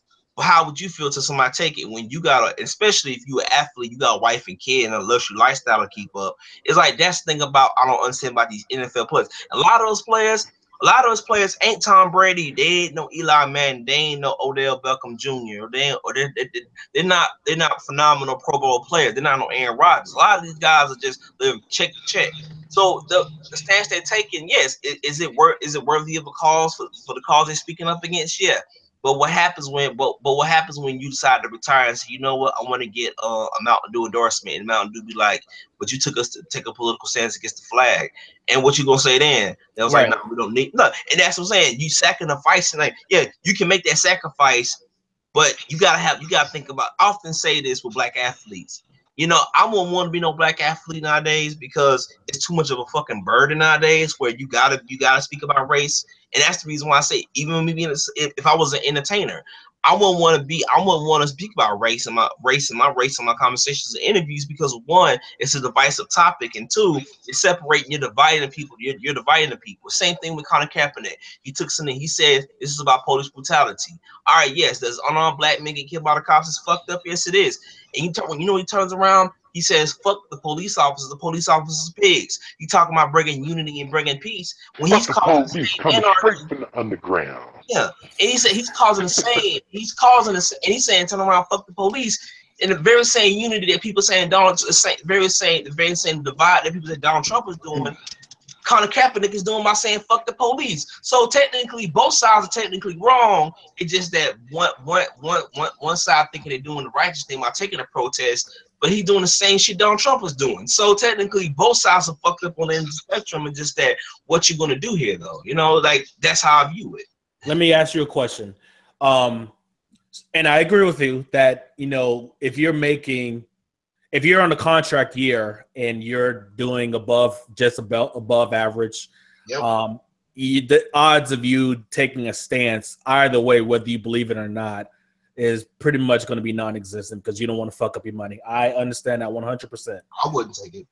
Do you think that those men that are not getting that money, you know, try to attract hoes or taking care of a wife or a kid, do you think that the likelihood of him taking a stance is more likely because he doesn't need that much if he's not doing that, or no? If he got $100 million, $100 million or $200 million in the bank, I say take the dice, roll the dice. You good. You set for the rest of your life. Depends on how you spend it. But if you a player that's living check to check, and you say if you just made the practice squad, and then you actually end up getting signed to the team, and you a wide receiver, and you just whatever, you take that political stance. You ain't Tom Brady, you ain't Aaron Rodgers, You ain't Odell Beckham Jr. You ain't Cam Newton. You ain't the quarterback. You just a wide receiver. You can easily be replaced. That's what I'm trying to say is that look, I have no problem with NFL players because I do believe some of these NFL players protest with this whole protest. I think some are genuine, authentic. I don't think Colin Kaepernick is, but I think some of these NFL players they got a valid talking point, and that's what I'm saying. I'm looking at from your aspect, your side of it too, MGTOW Universe. That yeah, they got a point. They have a right to protest, and I'm not against that protest. But what I'm against is these people on Twitter or people, the minorities are telling these people take the stance. You won't take that same stance with your money on the line, and that's all I'm saying is that take the stance, but understand there's a sacrifice to come with it. It's like I'm a up and coming black comic book writer. I'll create content, and say for instance, I start a comic book company, and they looking at me. My company's taking off. My characters being big, what it is to be, and I don't discuss race issues in my comic books, but I do it from time to time. And they come to me and they say, "No filter, man. We love your comic. We love your character, but can you talk about white supremacy and racism?" And I tell them, well, one, I got to appeal to white people, black people. I got to appeal to all masses. I can't just appeal to black folks because if that's the case, then I'm basically shooting myself in the foot for business. And they say, oh, you support white supremacy and racism. And it's like, no, you got to think. My father told me something a long time ago about life. You think before you do something.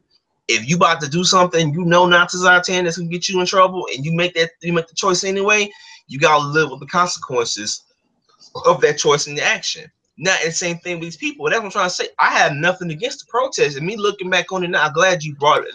I mean, it's making me look at the protest different. They have every right to protest. What I'm saying is you can't get mad at these sponsors that don't want to do business with you because you got to take a political stance. That's what I'm saying. Like, devil's advocate. Like I said before, I'm not against capitalism. I'm all for capitalism. Be a capitalist. I consider myself a capitalist. You know, do what you need to do.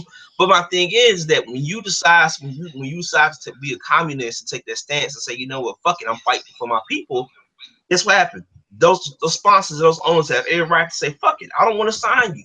I don't want to. It's like the same thing with Colin Kaepernick. Everybody's talking about Colin Kaepernick. They're saying Colin Kaepernick don't get this chance, or Colin Kaepernick and NFL owners are racist. No, you are affecting the bottom line. And when you got his girlfriend sending out tweets like that, even though the tweet was goddamn funny, I'm not gonna lie, the tweet was funny as hell. That she's fucking up his money. So if she wants the whole purpose is to get this man in the league. You just can't go around fucking it up and say, and tweet it out like and think as an NFL owner saying, you know what, if I sign this guy, he can't keep his girlfriend in check. His girlfriend gonna start putting all kind of crazy messages out. And let's say if the Ravens did sign Colin Kaepernick, do you understand those players gonna be bombarded with race 24/7? It's never gonna be about the game. It's gonna be about, oh, how you feel about Colin Kaepernick to be on your team? It's like, and if I was a teammate, if I was a vet, I'm like, why would you want to put up with that? That like, it's bad enough we gotta do with politics, Donald Trump and stuff like that. Like, the purpose of playing football is on Sunday is I'm getting paid to play a game to bash the second quarterback. I don't want to talk about race in my interview. Even if you have some insight on it, like, that's my point. I'm not saying I'm not against it, but understand you're taking a sacrifice. You're making a sacrifice. And I'm trying to say that with these black entertainers don't understand. It's like, look, Twitter telling you do something like that, but you tell them will they take it? No, they wouldn't. They'll take the high road. They wouldn't even discuss race. They'll try to pretend that they wouldn't. They'll try to avoid the topic at hand. But no filter. You don't understand, man. You're just not conscious. Red, black, and green. The colors of Africa, the motherland that's black folk come fuck from. These conscious dudes, man. Fuck these conscious dudes. I can't stand them, man. It's like they want to take out them chains, niggas. They want to take like they want to take like these guys want to take these guys want to take a political stance. But here's the thing: are they all that pro-black, all that militant, all that militant, racism bullshit? They do that on while they on the job? Do they talk that shit, that racist shit? No, they don't, because why they'll get fucking fired? So the question is, like, that's my point. Is like, you taking a political stance, but are you willing to quit your job to fight for a cause? That's what I'm saying to these regular people who want to put pressure on these athletes. Do you think Colin Kaepernick would be on the Ravens if his girlfriend, God, a woman does it again, if his girlfriend didn't post that tweet? Do you think he would be on the Ravens? Yeah, he would. Yeah, he would. I think, yeah, he would. And the thing is, she fucked it up. So the question is that these people want to blame owners or blame Nesnitty for it. She put that tweet out, And the thing is, I think Colin Kaepernick will be in the league at that point. And this wouldn't even be a damn story right now. But the thing is that's the point I've been saying before a long time ago. Is like people don't understand. It's like that's my point. I've been saying a long time ago that take the stance you want to take. But the thing, that's and that's how I generally feel about it. You know? Yeah. Yep. Women strikes again, fucking up a man's money. I mean, yeah, and the same thing. Yeah. And that's the thing that people don't realize. Like if you look at if you look at any man in America, 9 times out of 10 is downfall was a female. Next then he fucked it up for him. So like the whole idea, when you look, let's take his girlfriend he got now. He was dating his teammate Alden Smith. He was what? Alden Smith kept fucking up how many times? He failed a drug test. And then she got to him. She went from Alden Smith to Colin Kaepernick. I'm like, dude, like, what the hell is going on here? You know, I mean, but like I said before, man, like people don't understand. Like, I'll say fuck you to these people if I was an entertainer. It's like I say fuck off. I got a life to live, man. Fuck you. I got life to live after. Well, you can't say that either because then as a brand, you look carefree. So it's best to like divert and deflect. Like that's what you see a lot, like from like the LeBron James. Like even though he pretends like he gives a shit, but he doesn't really put himself out there. Yeah. He knows that if he says anything out of pocket, all of his endorsements, that lifetime Nike contract, that shit is gone. Let me say this. Just off of the stupid shit he's already said about all this other nonsense. Just for that reason alone, I'm not buying any of his Nike shoes. Plus, this new Nike shoes are ugly. I say fuck them. 13s, the 14s, the 15s, they're fucking ugly. Yeah. I can't tell you the last time I bought some damn Nikes. It's been like, oh my God, a good 15 years since I was in high school. It's been a minute. I mean, I never brought down LeBron James shoes anyway. I feel like athletes should be too fucking expensive in the first place. They too damn expensive for me, you know. But yeah, man, it's just I don't know. When I hear about these stories in the NFL, and I don't want to go too much into politics because we've done enough of that already. Yeah. Like all these stories, the domestic violence, and it's like it's usually a woman, usually some woman fucking it up. You know, just fucking it up, fucking up a man's money. Over and over again. Ezekiel, you blackmail on that dude, and it still gets suspended for 4 games. Like, god damn it, you blackmailing that dude, man. What the hell? Didn't she say that I'm white, that they're not gonna believe you? Or okay. Yep, she said it. Yep. I'm like, dude, it's like, man, if I was an NFL player, dude, I'd just fucking die trying to avoid these females like the plague, man. But like, that's the reason why you're willing to take the damage of being in the NFL, because you can fuck all these hoes. Otherwise, why would you do it? Why would you put your body at risk just for yourself? That doesn't, in my opinion, that doesn't make any sense. You know, these men, even the married guys, they want to fuck all these hoes. Some guys, like LeBron James admitted like 10 years ago, I cannot find that clip anywhere on the internet. He said, I will never cheat on his then fiance, Savannah, but I know I can have any woman that I want. Knowing that I can have any woman that I want is more than enough. LeBron Let me say this. Said that out of his mouth. That dude is a fucking massive simp. I remember him participating in that little lean-in NBA thing that happened like 3 or 2 years ago. They still do that every year. Lean in, yeah. That's a joke, bro. That's just a joke of a campaign, bro. I laugh at that shit. That's the most funniest shit I ever seen. I seen a commercial. I saw that commercial last night watching the Bucks versus the Cavaliers. I'm like, why they keep showing this shit again, man? What the hell? You know? Yeah, man. Lean in. It's not bad enough that you already bust your ass, sacrifice your life every day, working. You pay all the bills. You're the one who comes home tired. And then you got to come home and you got to clean the dishes. You know, I really feel sorry for though, man. Like the bitch. You know, I really feel sorry for. I really do admire him as a player, Stephen Curry, bro. That motherfucker's a cuck, bro. Like he is. You know, I don't know if you saw it, but in the finals, they had this commercial where I forgot who it was. They made a spoof with Steph Curry and his wife, and they made it like Steph Curry, his wife was like running him, and they were showing this commercial. I'm like, oh, even the media thinks Steph Curry is a bitch. Yeah, bro. Okay. Yeah.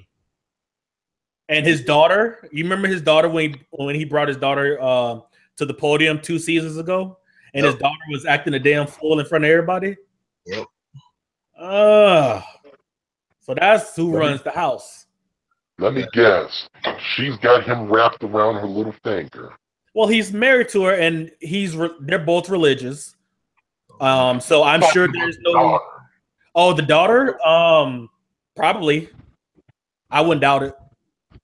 He wasn't yelling. He didn't even frown his face while Stephen Curry doesn't seem like the kind of dude to really go off on anybody anyways. But yeah, man, NBA players. But who I really like when I saw that, what's the dude name? When I saw Kevin Durant, and this shit pissed me off too when the Warriors won the championship. Wanting Durant on the goddamn podium like she won a championship. I'm like, I don't see you on the basketball court, basketball. Like, let your son do the talking here. Like, I understand you ready and everything, but can you dial it back a little bit with this bullshit? I say, Kevin Durant, bro, you need to put your foot down, bro. I'm sorry, man. That's some cuck shit, dude. Like, that dude cucked as hell, dude. Like, God, leave this dude. And I see it. And Kevin Durant's a phenomenal player. I'm not gonna sit here and say the dude's a phenomenal player. He's a beast, bro. But damn, dude. All the great players be cucked as hell. Like, even Derrick Rose at one point before his career went down the hill, he was a cuck at one time. I'm like, golly, man. I don't know what it is, and maybe that's why I like Michael Jordan, because Michael Jordan was the only dude that actually had some goddamn sense going on, bro. Oh no, he was a cuck too. He was a cuck too because his wife got him about $200 million. Yeah. Yep. They got his ass too. Forget that. Yep. It's a shame. Yeah. Because the dude was very smart. I mean, I think just seeing these dudes get finessed for $200 million, it's almost like a dude that you used to respect and you used to enjoy growing up just died or something. Like, it's just real fucking sad. Well, I bet she went through that money. I bet she blew that $200 million too. Cause man, that's a lot of money blowing through, man. God damn. Wow. But yeah, these hoes, man, like these athletes, this is why they work so hard, in my opinion. This is why they work so hard to be at the level that they're at, to fuck these hoes. And if they're making like a Michael Jordan, he's worth what? A little over $1 billion? 200 million? Okay, yeah, that's about around 25%. But so what? You still have $750 million. Here lies Michael J. Jordan. Now, here's a bit of a word from the family members. Michael Jordan was smart. He was a great man who did not deserve this horrible fate, who did not deserve to have his life ruined like this. Because let's admit, that shit is practically almost like death. Just how sad it is. You see the dude just depressed, soulless. Like the life has been sucked out of him. It's just really, really sad. The dude, he didn't, as far as I'm aware, he didn't have any problems up until then. He made this one dumbass decision, and it costed him $200 million. Hey, did he get remarried too? Yep. Probably. Yep. God damn it, man. Golly, man. What is it with these athletes, man? I don't understand what these hoes. Why am I making $1 billion? I don't need $1 billion to spend on myself. I'm gonna fuck these hoes. And Michael Jeffrey Jordan could fuck any hoe he wants. Everybody knows that. Oh my God, man. That's a terrible way to live, man. Like that's fucked up, man. That's really a terrible way to live, dude. Like that's a terrible way to live, dude. But that's the standard that they've been living by since they were little boys. That's all they know. It's a fucked up standard if you ask me. But yeah, I just don't. I don't understand. It's the same thing with like these athletes. It's the same thing with these actors. Like they like what's the rapper name from Atlanta? Gucci Mane. I was his Yup. married, married Another too. dumbass who married a whore. I'm like, what the hell is wrong with these people, man? Like 2 Chainz married. Rick Yup, Ross trying to get married. Dumb. T.I. The sad part is, I respect the fuck out of the work ethic of Gucci Mane, especially the work ethic of 2 Chainz. But in their personal lives, they're doing some dumb shit that's going to set them up for failure. It's just real sad. Yep. a lot of people just I look at these people, man. I just find it extremely sad. We just live in this world, man.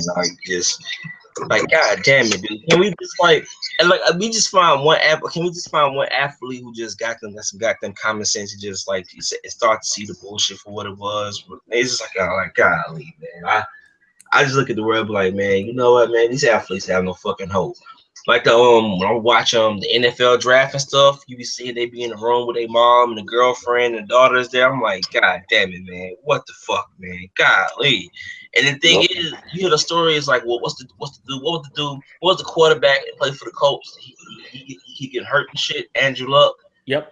I remember when I think when the Colts went to the playoffs and they was talking about he grew a beard out and he was like his I don't understand this. This is the dumbest shit ever. You know, they were talking about his fiance at the time. She was like, he got cut the beard off, and he cut the beard off for her. I'm like, but y'all made a pact to grow a beard out for the playoff. Like, this is some dumb shit, bro. I'm like, this makes no goddamn. This makes no damn sense, man. This is the dumbest shit ever I ever seen in my life, man. Like, I don't know. It really does make sense because it's a conditioning from a young age. Yep. And I'll say this. For a long time. Yep. And I'll say this as a bit of red pill perspective. In my opinion, the bride shouldn't be wearing white. She should be wearing black to symbolize the death of the man as he now becomes a former shell of what was him. So take, for example, let's say a man had plenty of friends. He occasionally went out on parties. He was well loved, well respected. Sounding almost like a funeral here, but hey, it might as well be. And he was very sociable and easygoing. Now, after marriage, he becomes a shell of his former self. He becomes this miserable, depressed person whose life now becomes centered around this woman that he probably doesn't even know from Adam, who's probably been with for what, maybe 2 years at most. And then as time goes on, he becomes more and more isolated from his friends and his homeboys that he probably knew when he was a child, going to grade school with them. He has effectively become a shell of his former self. It's the death of what he used to be. The bride should be wearing black, not white. It is the death of what he used to be. You know what's funny? You know, I'm glad you brought that shit up because all the time I used to go to weddings and all that. All the time, I ask my question: why do females wear white when half these bitches ain't even virgins? I'm like, what the fuck is that? That's the dumbest shit ever. I'm like I will see this shit. I'm like, and the thing is, like, oh, huh? You say? I said, oh yeah, it's all a farce. It's all a lie. It's like big lie. It's like, dude, it's like I look at this shit. It's like the thing is like when you watch those shows with Bridezilla and you see like there was this show. I forgot the show, and the show just came on yesterday. I was watching it last night. I was watching it to see what it was, and it was like this guy on like this bakery deli. She owned like a bakery deli, and she won a pink wedding dress. Now I'm like, and the dude was like, and then it was like talking. The guy was like, man, I think that's a bad idea, whatever. And when she was meeting with the wedding planner, and the wedding planner was a female, she was like, it's her day. I'm like, yeah, but he's paying for the wedding. So I mean, I think you have some say so in it. And she was like, I want a pink wedding dress. It's like, well, okay, come on, shit. I look at this shit like, man, that's some crazy shit, man. I understand it's the way the programming, and that's how that's how men in society want men to be. But that couldn't be me, bro. I fucking cancel the fucking engagement. I'll call the engagement off at that point. I said, nah, bro. I ain't wearing no pink tuxedo, bro. That's some cuck shit, bro. That's some cuck shit. Yep. God damn. Yeah. I mean, that's some terrible shit. That's a terrible way to go out, though, man. Like I just look at these athletes like, man, y'all make all this money just to get caught up in that shit, man. That's some crazy ass shit, dude. That's terrible. Yep. Matter of fact, what did you see the first two episodes of Dragon Ball Super? Not the first episodes of when Goku got new form. Yep. Did you see him? What was your thoughts on that? Matter of fact, what was your thoughts on that? I like the fight. I think they spent way too much time on the spirit bomb, just because who thought that was going to succeed? We all knew it was going to fail. I don't know. They probably spent an entire episode on just a spirit bomb bullshit. So they took too much time. But other than that, I love the fight. And Goku, I like how Goku got dissed by Jiren, says, because everybody that was worth fighting, they're gone. And he went back to meditating. You think Jiren gonna fuck up because he counted Goku out? You know how Goku just pull a wind out of his ass a lot of times. I have no idea. I mean, it seems that Ultra Instinct is not enough. So I don't know what they're going to go from there unless Vegeta has something hiding up his sleeve, or it's going to be Gohan that somehow surpasses Ultra Instinct and beats Jiren. I don't know how it's going to go together. The whole studio had spent something like how many months hyping up the potential fight of Jiren versus Goku. So of course they want to just blow away just this huge anticipated match all in just the first episode, just a few minutes of the first episode. So of course they were going to obviously prolong it, maybe add some crazy events or some engaging showtime in order to keep people more entertained in it. Now, as I said before earlier, I have two questions. Well, really, it's one question about the form. Is it permanent, as in Goku ran out of the stamina or the power to maintain that form? Or was it just a temporary boost of the spirit bomb? Because I know we saw that with Trunks when he fought Zamasu. He got a temporary boost from I think it was a Kamehameha or a spirit bomb, and so he had the sudden Super Saiyan Blue power. But it was just temporary. Right now it's temporary from what they're saying, but who knows? Because Frieza gave Goku some of his power. I don't see how he can even get back to Ultra Instinct. I don't know what kind of bullshit that the show is going to pull out of its ass. But they're gonna find some way though. Maybe Jiren in universe, what is it? Universe 11 wins the entire thing, and Jiren wishes everyone back. I don't know. I really don't. I think no. You know what? I think that to me and Jiren, you know what? Be honest with you, because the way Jiren ended that fight, he went in meditation. I hope Goku with Jiren ass, bro. Like Jiren a cocky asshole, bro. I'm like, that dude just went in meditation. I'm like, bro, you do understand Goku gonna find some way to beat your ass, right? You just like, I feel like that's the same thing with like you go back to the like Resurrection F when Frieza came back and then Goku went Super Saiyan Blue for the first time, Super Saiyan God was Super Saiyan Blue for the first time. And I'm like, Frieza thought the same thing. Frieza thought, well, I got this new golden form Frieza, I'm just gonna beat Goku ass, and Goku eventually beat her ass. But like, I think my first mistake with Jiren is so cocky, he feel like, man, nobody can beat me. But I think Goku is just gonna fight, just like when Beerus tried to destroy planet Earth, destroy planet destroy Earth with that bomb, whatever, and then Goku went Super Saiyan God and he pushed it away. I think it's one of those things where down to the last minute, you know, Goku and Jiren's going at it, and then he goes back to Ultra Instinct 4, and this time he gets all the power versus the temporary power boosts he got from the previous fight from the first time he fought Jiren. But bro, I ain't gonna lie in you, bro. For the first time in my life, I love Goku, bro. Goku was getting his ass wrecked. God damn it, dude. I never saw, like, out of all the time I seen Goku, he done fought Cell, he done fought Frieza, he done fought Broly, he done fought a lot of people. Just like even for movies, just anytime.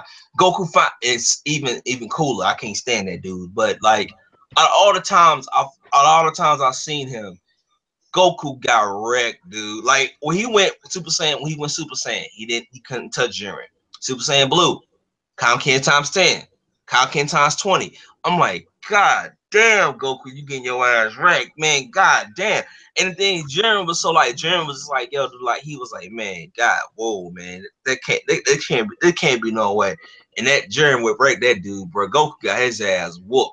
And I say, if that he didn't have that Ultra Instinct form, yeah, I think because even in the Ultra Instinct form, you want to turn to Jiren. I said, yeah, man, Goku, you gonna have to pull a stick out your ass to fucking beat Jiren, bro. Jiren ain't fucking around, man.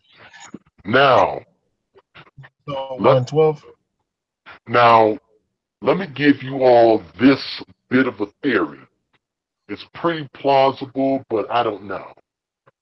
It's regarding Frieza. Now, you guys know how Frieza has been just strangely cooperative and has been, strangely enough, a team player during this whole entire tournament. What if Frieza, when he decided to give Goku his energy, helping out Goku, what if he's utilizing the whole Goku versus Jiren fight as a diversion to hide and conceal his intentions of malintent regarding the tournament? Because let's not forget, as the tournament before it even began, and everybody was there at the stadium, he stated that he had intentions, something to do with the gods, of wanting to rule them and take over them. Well, possibly even destroying Xenosaga. Well, because he does have evil intentions. Here's the problem with that. One, Frieza cannot beat Jiren. No Beerus. Unless or Beerus as of now. Unless what Frieza does have that I have not seen any other character have, that Frieza could train in his own mind and get stronger. However, right? So, go ahead. However, Frieza knows that he can't fight Jiren, and he also he's not trying to fight Jiren. He's not trying to directly fight any of the gods, because Frieza is a very cunning, very patient person who likes to plan things out ahead of time and build up themselves to being in a good position to where they can carry out their acts of evil. I'm just saying that, what if Frieza's act of helping out Goku was him utilizing the whole Goku versus Jiren fight as an opportunity to be a diversion, to hide, to basically keep the eyes off of him and his evil intentions, and everybody focus on to the big fights, because he definitely is going to do something evil regardless turning. Right, but what path do you see Frieza taking to where it benefits him and not the entire universe? Was it Universe 7? How would that work? What's that? Restate that. Okay, so what path would Frieza take, or what actions would Frieza take where it would only benefit him and not the entire Universe 7 if he plans on betrayal? Good question. Let's not forget that we did say that Frieza's intentions could be to be the last warrior standing so that he could get a wish of the Super Dragon Ball. And thus, he could have any wish he wants. And we've even said, even possibly killing a god. Yes, but I don't. Frieza definitely can't beat Jiren, and Frieza may not even be able to beat Toppo because Goku, before Zeno stopped the fight, Goku went Kaioken, was it times 20 or times 10? We don't know. Before the fight will stop. So maybe Frieza could beat that form. I don't think so. But perhaps.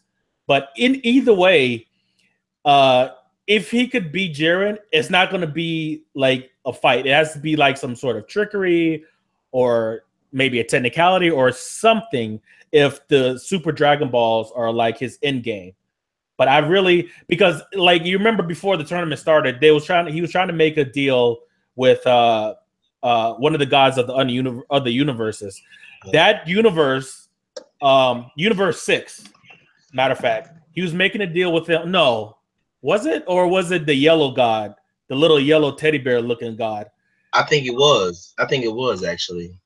I forgot what god it was though. I remember though. Yeah, but if Frieza's caught, or if that universe that he's trying to collude with is caught, Xenosama could just wipe them both out of existence. So that's extremely risky.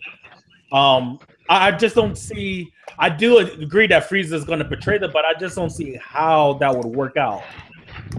Not necessarily betray, but Frieza's going to do something evil. He may not necessarily directly fight any of the gods or Jiren or Goku right now, but he could be planning something evil, and he will definitely do something evil in the long run later on.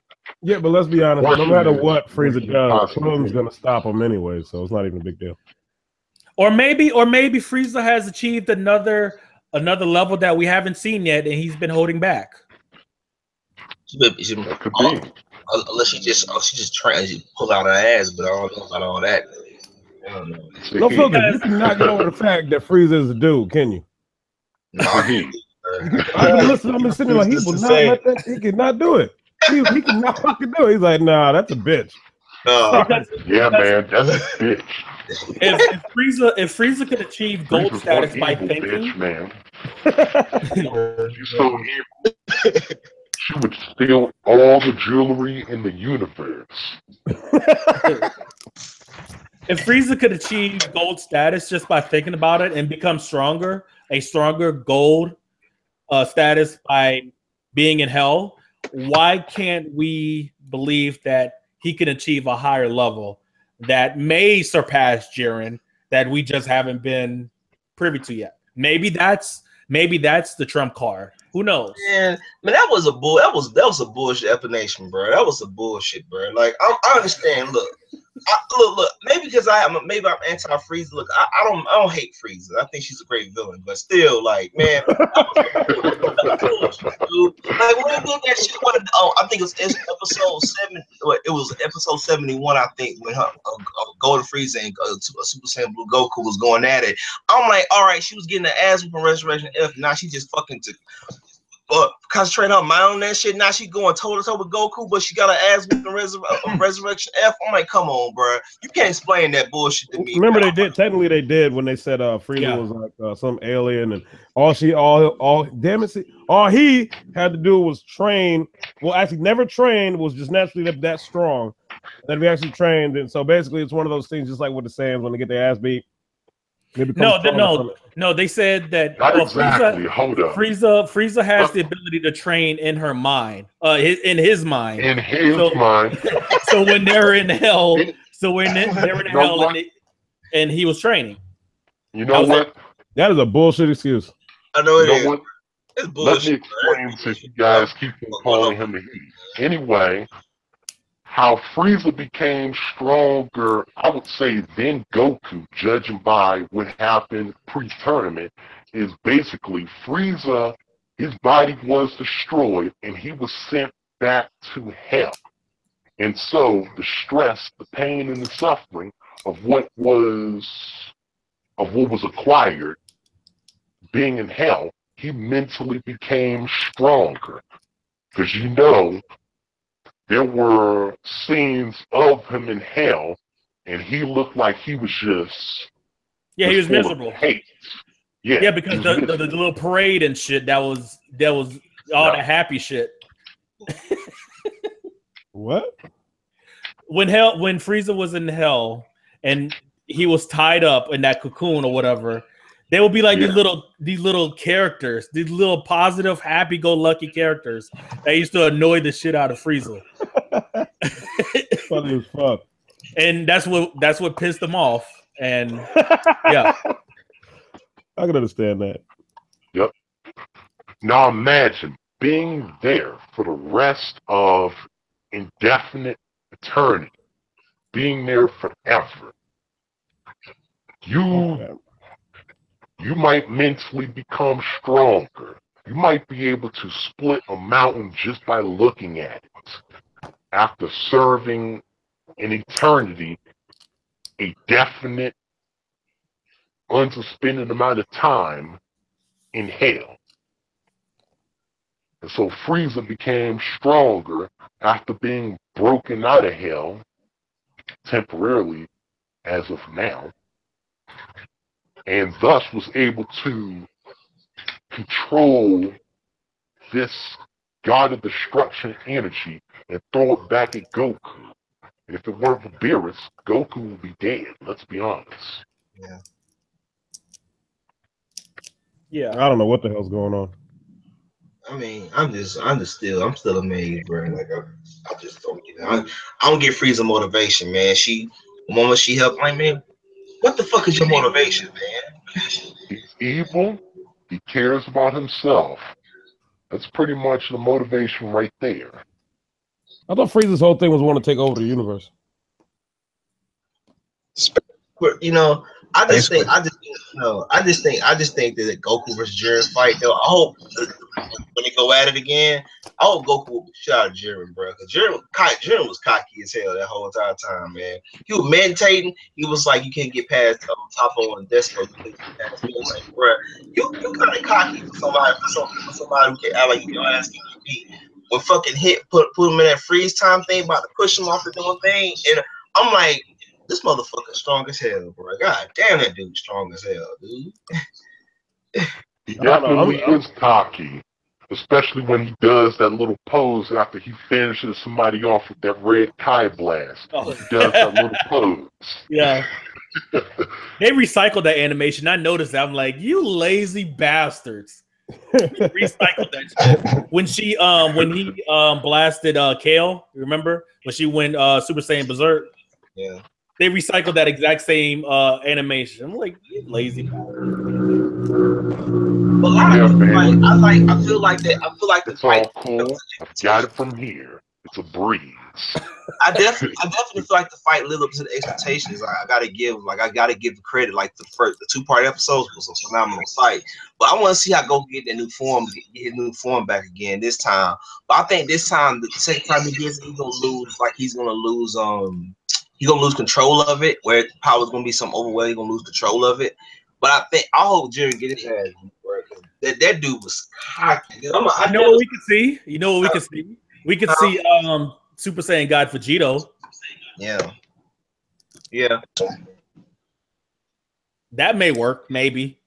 I don't know about all that though, because I mean because here's the thing: when Goku went Super Saiyan Blue and he went like Kaioken times 10, I thought he would get like one hit on Jiren, and he went 20.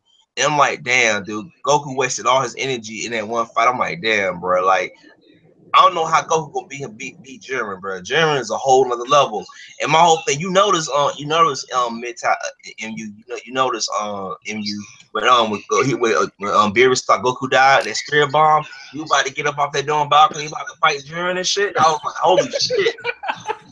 Bro, he was about to, bro, that's the first time I ever saw Beerus. I'm like, hey, Beerus, you my dude, man. Beerus, I thought Beerus was an asshole in Battles of Gods. I like, man, you redeemed yourself after that, bro. I'm like, you saw how Beerus, but when Goku got the new form, got the Ultra Instinct, and Beerus was like pissed the hell off the whole entire time. I was like, if Goku get this new form, I'm pretty sure he gonna master it after the power tournament, turn of power. But when he mastered that new form, bro, I don't know who the hell gonna be Goku, bro. Cause Goku, that's some god level power right there, dude. That heat around him.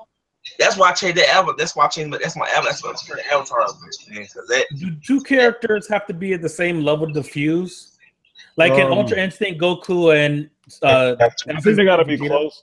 I think they gotta be close to each other. They can't just be like it can't be like motherfucking Yamcha and Vegeta and shit. It shouldn't even work out. Right. Yamcha's a bitch anyway, so. I do think it's gonna be Gohan though. That saves the day. They still going with that? What? I said they still going with that at all this goddamn time? Yeah. Yeah, I don't agree with it. No Filter likes it. I don't. But yeah. But yeah. I'm grateful little motherfucker. But yeah, I gotta say, that Jiren pose is pretty memorable.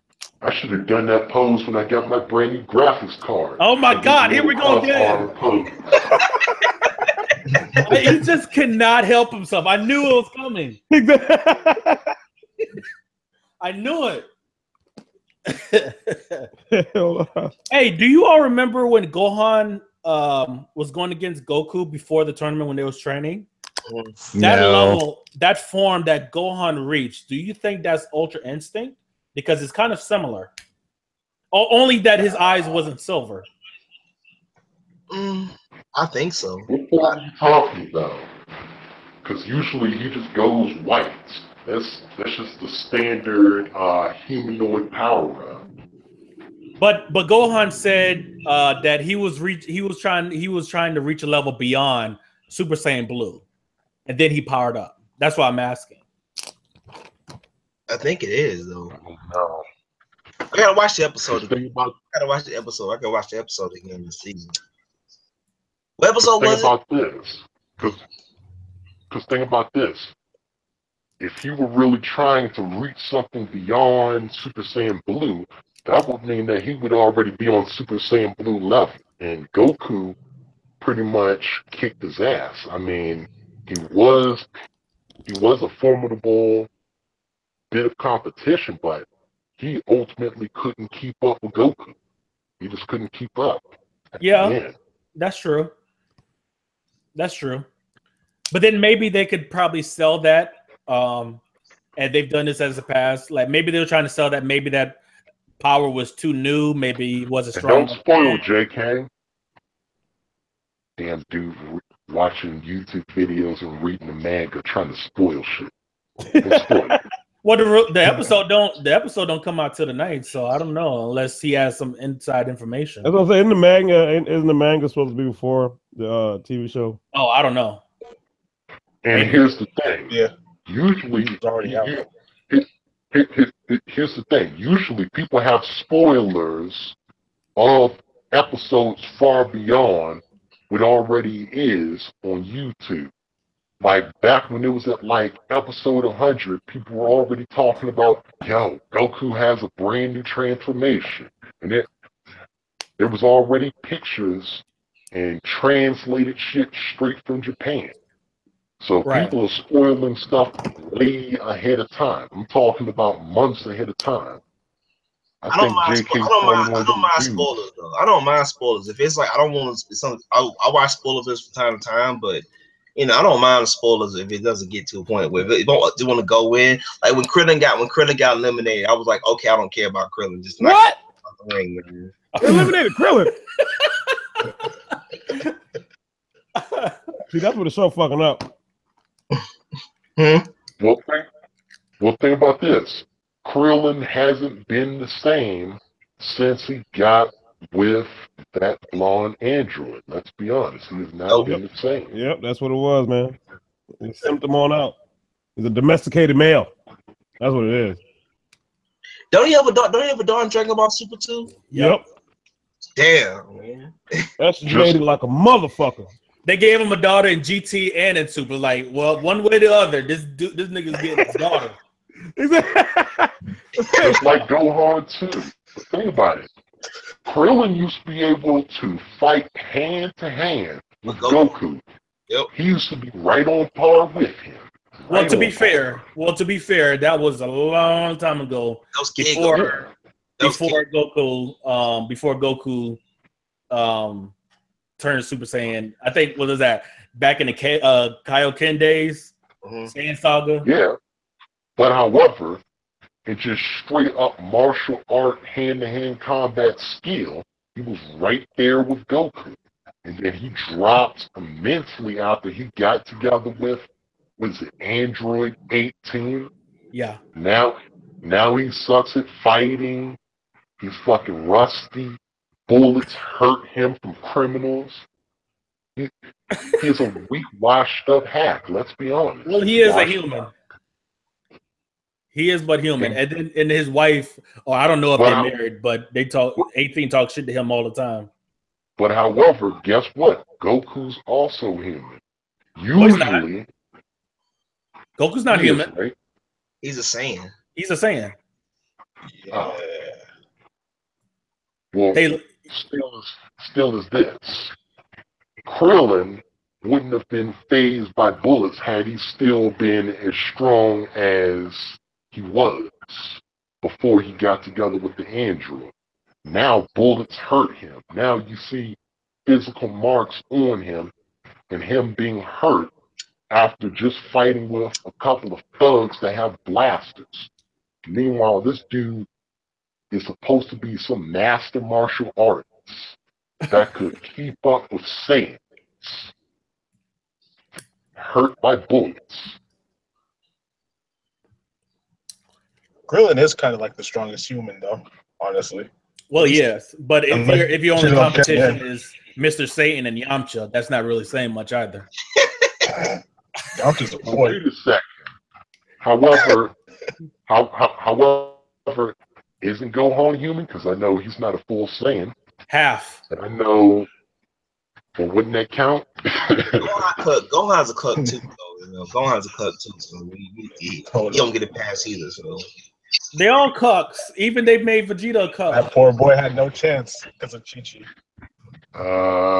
That's what I'm saying. That's what I'm saying. I'm still pissed off at Chi-Chi how she fucking cucked that dude, man. When he would fucking fought Cell in the Cell games and shit. I was like, man, finally Gohan get it.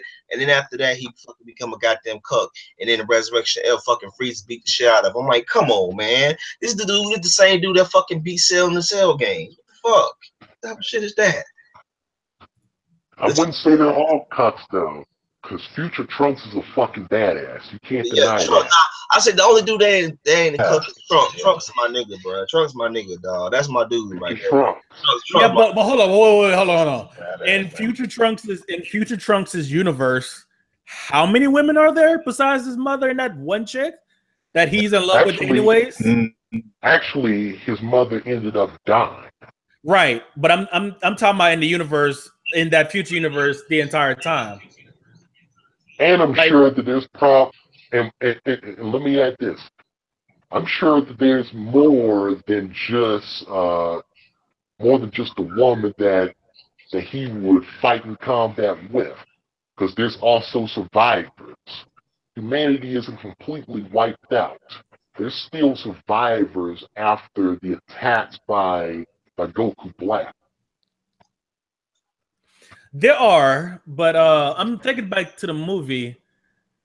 All I remember is like children and Yajirobe and like some other. I guess so. I don't know. Children, mothers, and some fathers. Yeah. Some men here and there. But he was a simp. But he was a simp in that Black Goku arc though. For that what's her name? Mai, the future version of Mai. Mm-hmm. Yeah. Oh yeah. You're right. Yeah. Now in the movie, the future Trunks, that mother was savage, bro. In the movie, he was savage.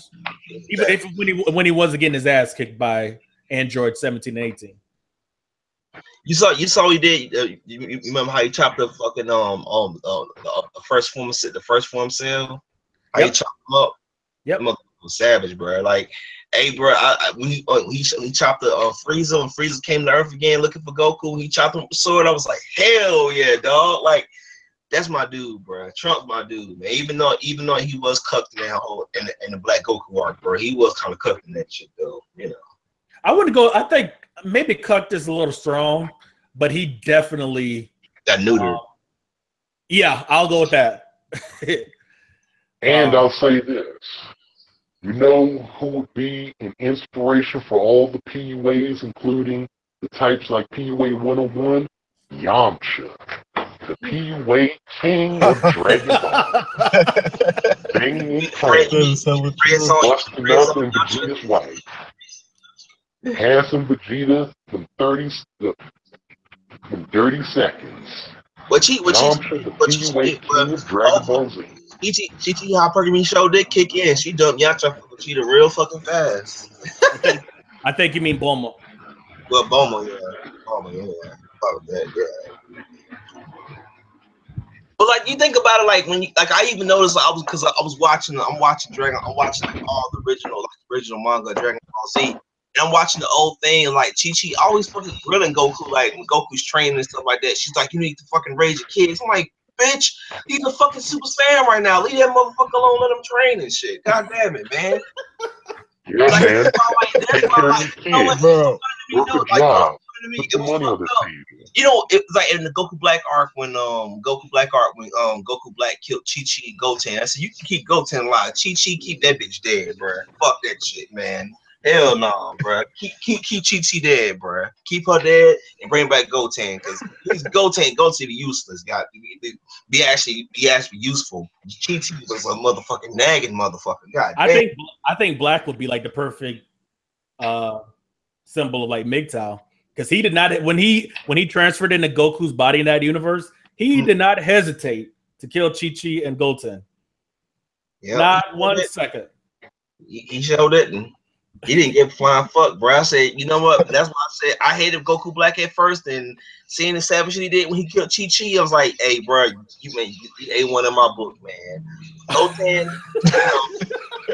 Goten, I was pissed off about, but Chi-Chi, you can keep her dead, bro. She cut Gohan, bro. She pissed me off when she did that shit to Gohan. I said, all that time she knew to Gohan, that bitch deserved to be dead. And if I had the Super Dragon Balls, I keep that bitch dead and bring back Goten, bro. Fuck that shit, man. Hell no. I would say Goku Black was MGTOW with a few additions. The dude was a sadistic motherfucker. Yeah, he was more closer to like Frieza. And if you consider Goku Black MGTOW, you might as well consider Frieza MGTOW, because he pretty much does his lonesome thing. He pretty much operates on his own.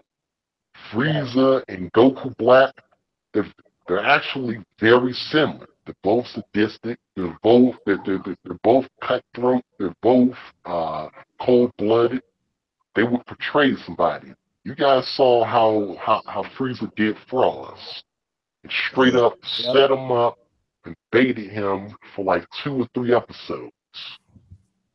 Matter of fact, that's gonna be my new logo. I'm gonna put Frieza and Black on the logo. That's gonna be my new shit. I like that idea, Mortified. Thank you. I'm keeping his logo. I like it kind of fit me now. I'm keeping his logo though. I'm keeping it though. I like Frieza. Like last episode, like, okay, Frieza, what you up to? I like Frieza. Yeah, no, he kind of got his own thing though. I don't hate Frieza. I don't hate Frieza. I'm just fucking tired of her, bro. It's just like, goddamn it. If you gonna bring her back, make her a dead man. You know, they bring her back. You know, if Universe 7 win the Super Dragon Balls, they intend to bring her back alive. Just make her a damn anti-hero. Just like your own shit and whatever the fuck's supposed to be. Like Frieza would not work as an anti-hero. I don't see Frieza saving anybody on purpose or by accident at all. Unless it is for benefiting himself. I could see him saving a person in order to use them to further himself. That would actually make sense. Yeah, Frieza's very cloak and dagger right now. But yeah, I want you guys a question. Do you guys think that Jiren he's too damn powerful, but to the point where nobody can beat him, or just the show making him seem like he is vulnerable? Like, do you I thought that last Saturday, but I'm like, well, if they make him this powerful, then we have to see something new. Yeah, makes sense. Maybe some sort of new fusion, maybe new level, maybe some sort of new strategy. I don't know, and I like it, and I don't know. I like it, but it's like that's Also, for me. It's I feel like also, I knew he was gonna push the spirit bomb back. I knew you know it wasn't gonna work on Jaren. But I feel like the way he would sit there when he was actually following hit like stop time movement. What you call the thing? What you call it? Time skip. Yeah, whatever. time skip.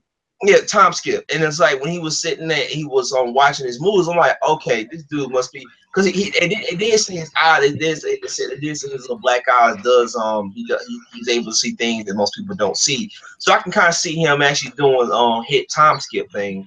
But it was like when Hit got a touch on him and he was tearing them all out and he touched them and he zapped them in a little thing. He was trying to push him off and he was going through that. I was like, okay.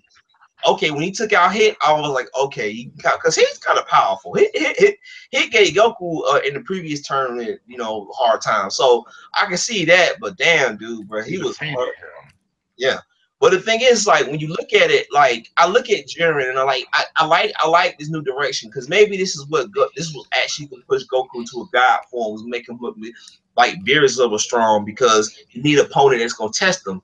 But I feel like Jiren downfall to me, looking at it when he went to meditate it, I was like, "Yup, you fucked up right there, bro." Because Goku, looked at Goku, he was like, "You ain't even worth my time, bro." I like, you done fucked up right there, bro. Goku gonna find some way to get you, dude. That's ain't no way in hell. Because I think Also, to me, yeah, go ahead. Also, keep in mind that this isn't even Hit's full power. He will periodically show he will periodically show bits and pieces of more power. Like just as Goku left his form, Yep. Jiren showed this ability to disperse quick, instant blasts of Kai that would just strike Goku just instantly, almost like they were timed in sequence. And they happened instantaneously. So I would say I would say definitely has more power than he's showing as of right now. Just that maybe he could be strategic about this. We know that Jiren has one weakness. Whenever he expends power, he has to recharge. And he's using Topo and I forgot the rabbit guy's name to stand guard. Dispo and Topo to guard him. So maybe 17 and 18 can beat Topo and maybe Gohan. I don't know. But we know that's a weakness of Jiren that he has to honestly, recharge. a strategy would have been to put Krillin in there if they didn't fuck up. And would you all this shit would have been fixed. But that's how it goes, man. They got to bring the strong masculine down, dog. They got to put a bitch in it and emasculate the shit out of him and make him irrelevant. Well, Krillin has been short and wimpy since the 80s. Yeah. But if you remember in the original Dragon Ball, because I never actually, all your shit y'all talking about, I haven't watched any of that shit. I have not. The last shit I saw was Battle of the Gods. I still remember the Dragon Ball series. Damn, dude, you like 100 episodes behind. I know. I ain't watched the shit. I remember the Dragon Ball series used to be my favorite though. I used to love that shit. It was I don't know. There's something about like you got this kid, he's going on his own, he's strong, you know, he's finding his way. And it's not like they got all that fucked up shit in there. He's actually just, he's pure. You know what I mean? And man, it was just a great thing. You gotta like spend a week binge watching this shit. This shit is good, man. I got time. I don't want to do that. I'm gonna find some of those channels.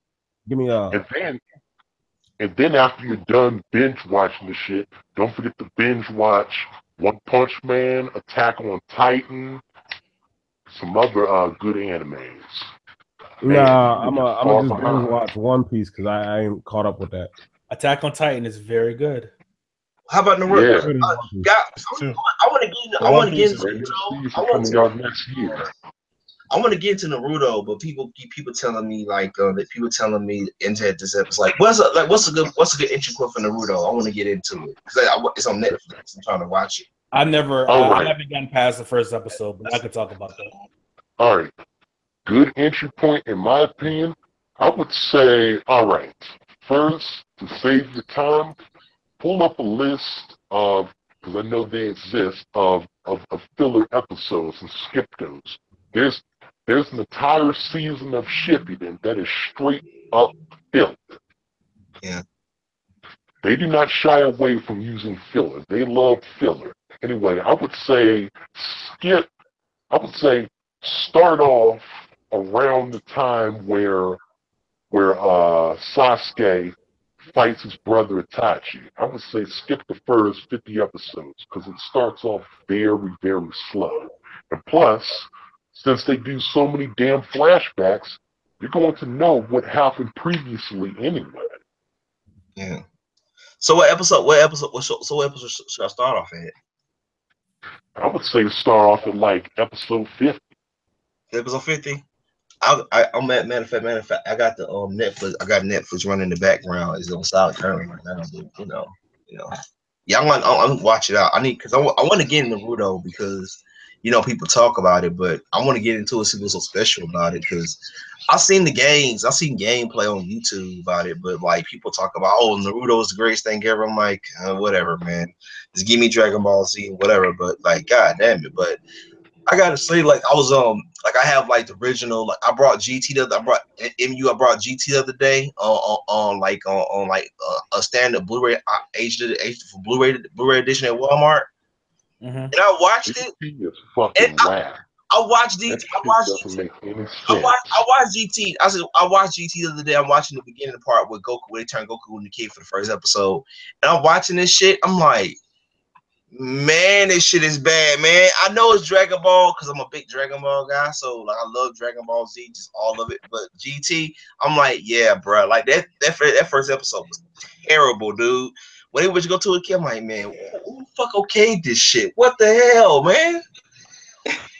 Let me say this about GT. GT is so fucking ridiculous, but I wouldn't even consider it canon at all. Like Goku, who's this little kid, this little thing that probably goes to school, is able to transform into Super Saiyan 4 after he wouldn't have been able to become a Super Saiyan to begin with. How the fuck? Because of this energy, but still, it doesn't make any sense how he jumps the only from thing, like the only Super Saiyan to this Super Saiyan 4 near God. Like it doesn't make sense. Yes, it's wacky. It's crazy. Yeah. No, Goku could go to Super Saiyan level 3 as a kid. He didn't do it that many times. I think he did it against Super 17. But he could do 3 because even though he was a kid, he still had the same power level. Even though it's still a little ridiculous to see a Super Saiyan level 3 kid. But yeah.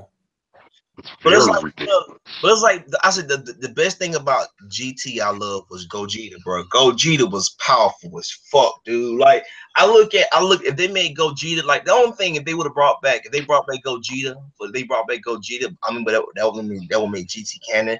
But if they made Super Saiyan 4 and they got rid of them stupid ass tails and it just whatever got rid of the tails and they brought back Gogeta, man. The tails are cool, man. Fuck in my opinion. Fuck them tails. In my opinion, the Super Saiyan 4 tails are fucking cool because it will mean as they go up higher in these Super Saiyan forms, they become more closer to this nature of apes and monkeys, and so they become more with their animalistic, primitive, powerful selves. Yeah. I actually like the premise that to reach Super Saiyan level 4, you needed a tail and look at a moon, whatever moon it was. Yeah. They had to look at. Yeah. I don't know. Yeah, that was a good transformation. It is. I like the golden ape form. That was canon. Not gonna lie. Yeah. Yeah. May of 1994 says Gotenks was Super Saiyan 3. Yeah, that's just fucking crazy. But you know what? Like I noticed because I know because we can probably I'm gonna do an episode about that. Like the Super Saiyan forms are getting utter ridiculous now to the point where it's like, okay, all right, once you go after Blue, because I was like, when Ultra Instinct come out, I was like, okay, one thing I will say about Goku new form I thoroughly enjoy is that they didn't fucking change his hair color. His hair color stayed the same. It just went in different ways. Because like I feel like Super Saiyan forms. I'll do an episode about that too. We're gonna discuss this, but it's like, I feel like the Super Saiyan forms after after the Buu saga got other ridiculous, man. It's like when Gotenks went Super Saiyan 3, and then when Goku went Super Saiyan 3, and he teaching Gotenks how to do it. I'm like, it took you how long to do this now? And they just getting this shit. I know, I understand you can't spend 2-3 episodes. Where's misguided at? But goddamn, you just passing this shit out like it's like going on like. Goten and Trunks make sense because they have Saiyan, so it makes sense. Gohan makes sense, but like, I want you to question: have Gohan ever went Super Saiyan Super Saiyan 2 or 3, or just only one? Say that again. Have Gohan like I know what form was that in the Cell game? Was it Super Saiyan 1 form? Super Saiyan 2. Super Saiyan 2? Oh, Super Saiyan 2 after Android 16 got destroyed. So was it so was it so have Gohan ever went 3 or beyond that level? No. Never. How come, like, I'm fucking bringing around this shit. Well, how come he become Mystic and Ultimate Gohan then if you couldn't get 3 then? Because you gotta, to get to these power levels, you gotta reach one form, then get to another one then. Well, I think the Z sword and all that narrative was about unlocking the secret power within him. Yeah. We don't know where that stands in terms of Super Saiyan levels. Just like this new form that he had when he went against his dad, when Goku was Super Saiyan Blue. We don't know what that form, where that form stands. Maybe it's stronger than Blue. Maybe it's not. Well, we know it's not stronger than Blue because Goku beat him in that match. But in that saga, I don't know. I think they're still making the narrative that Gohan is still stronger than Goku and Vegeta, despite taking a few years off or a decade. How though? Because in Resurrection F, he was a student. He was still a teacher. I don't even know if that's an actual narrative. I think at most they're just trying to say, well, Gohan can keep up with Goku, which that's just very debatable. Like, no, that's ridiculous. Talking about. There's no way that Gohan should be able to keep up with a full-blooded Saiyan.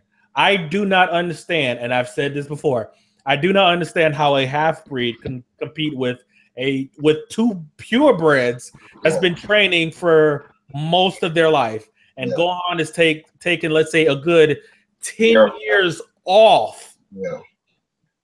How? MU. I think it really doesn't make much sense. Mutation kind of thing I've noticed with the half breeds. Okay, but if you want to say that, go Super Saiyan mutation going on. I don't know what it is. But if you want to say that it's a mutation, okay, that's fine. Why have we not seen that in future Trunks? Why have we not seen that in Chibi Trunks or Baby Trunks, or rather Young Trunks or Goten? Yep. Like, why have we not seen that? It's inconsistent. Super Saiyan. They were the youngest Super Saiyans to transform. But however, let me ask you this: could it been that Gohan instead caught more of a nerf?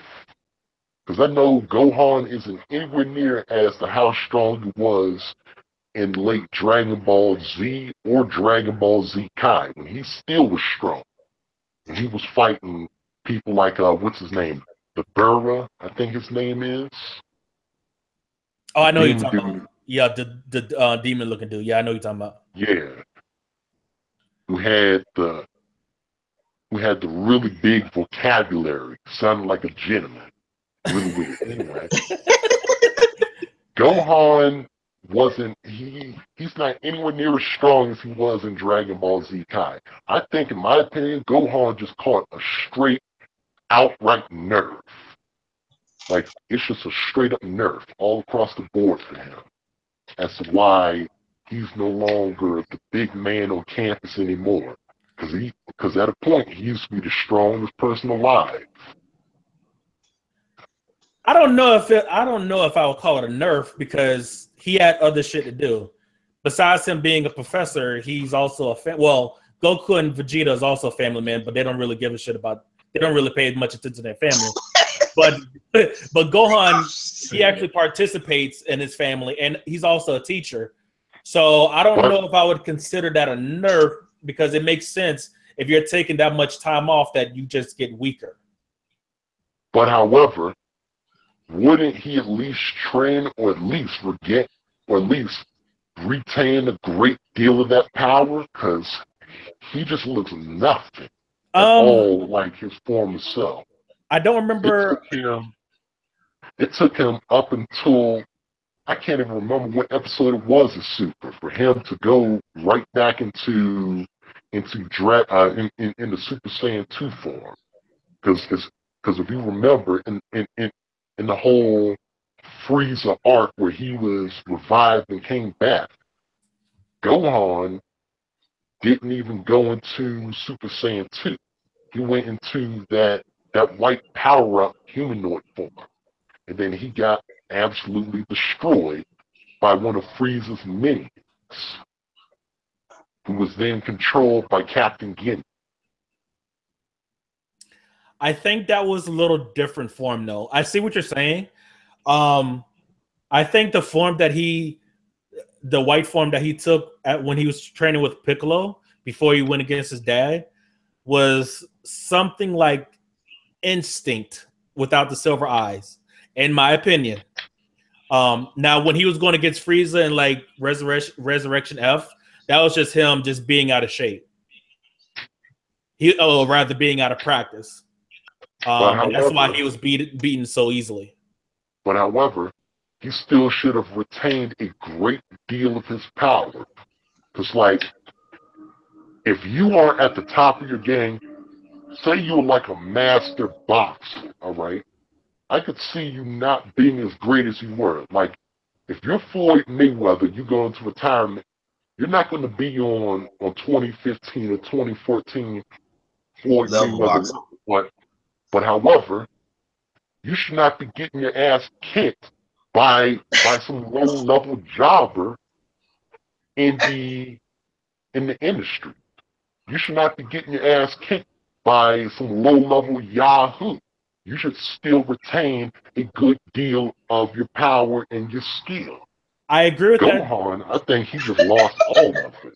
And they just start his character over from scratch. Well, he didn't lose all of it because he could still turn Super Saiyan 1. The red demon looking dude that was on Frieza's his squad. Again, I think like if Floyd Mayweather took a year off, yeah, he could still fight on professional level. But if he takes a decade off, yeah, he loses a lot. He loses a lot. He won't be a bum. A bum still can't whoop his ass. No. But I guarantee you, if Floyd Mayweather took a decade off, any professional fighter on the professional level could beat him, in my opinion. And if he didn't, what is it? If he ate ridiculous, if he started like his diet got bad, he got real fat, and he started losing the punch muscle. He'll be a bad boxer too. Well, we know Gohan isn't out of shape. He's just doing other shit besides training and fighting. Yeah. I think he does like the Saiyaman thing every now and then, but not really. The boy is mentally weak. Let's be honest. I think that's what I'm saying. Like I often say, I know you have had this conversation before about Gohan and his power level, and that's what I'm trying to say. Like Gohan should be Super Saiyan Blue right now or past Blue. How can we say that Gohan is mentally weak though? Like, what are we basing that on? Because he hasn't been practicing. He's not practicing. I think the reason why he's not practicing is because he's lazy. Not because he's lazy, but because he's doing other things like teaching. Yeah. Not because he's lazy. But however, as I said before, he should still be able to retain a good deal of his power. When you saw him in Resurrection F getting just getting spanked by Captain Ginyu of all people, a person who has not fought since Dragon Ball Z. Yeah. Captain Ginyu wasn't there. You're talking about the red devil-looking dude. Yeah. So Frieza said that's like the strongest dude in her force. I'm talking about Dragon Ball Super when Frieza came back to life and was in golden form. There was a time when Captain Ginyu took over the body through that little move of one of Frieza's minions. And so it was Captain Ginyu who was fighting. Captain Ginyu hasn't fought since Dragon Ball Z. Since like... Oh, you're talking about the frog.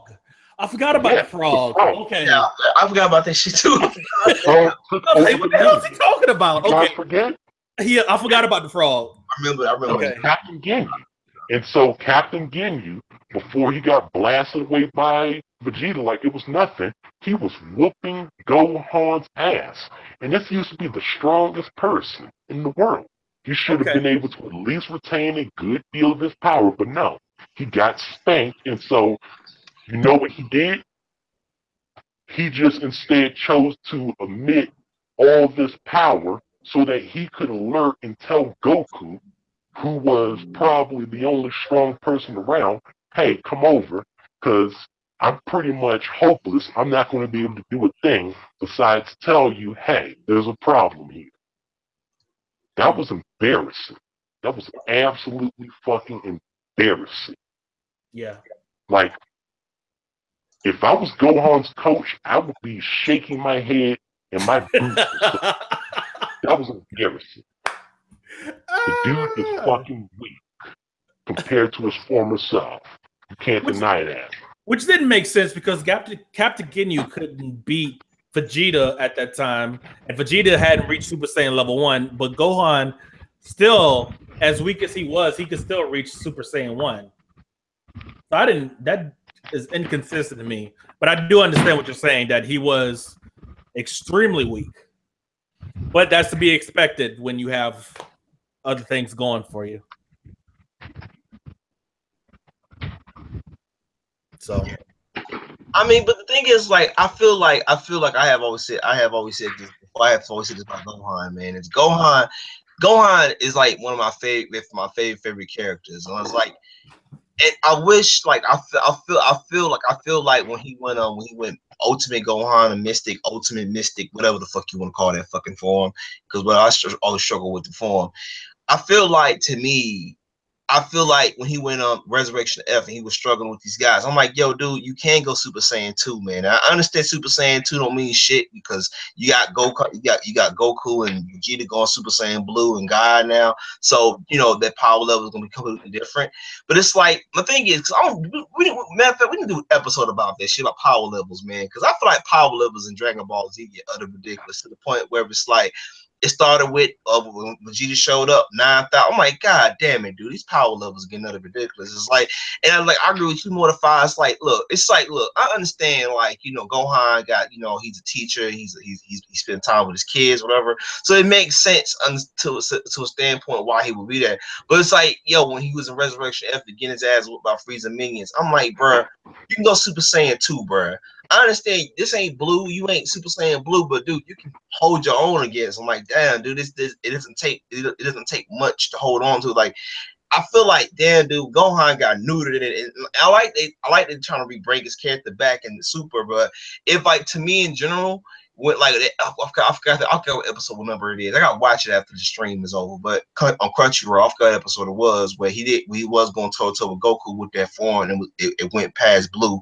And, you know, eventually Goku went Blue with ham on him. But I think definitely you gotta.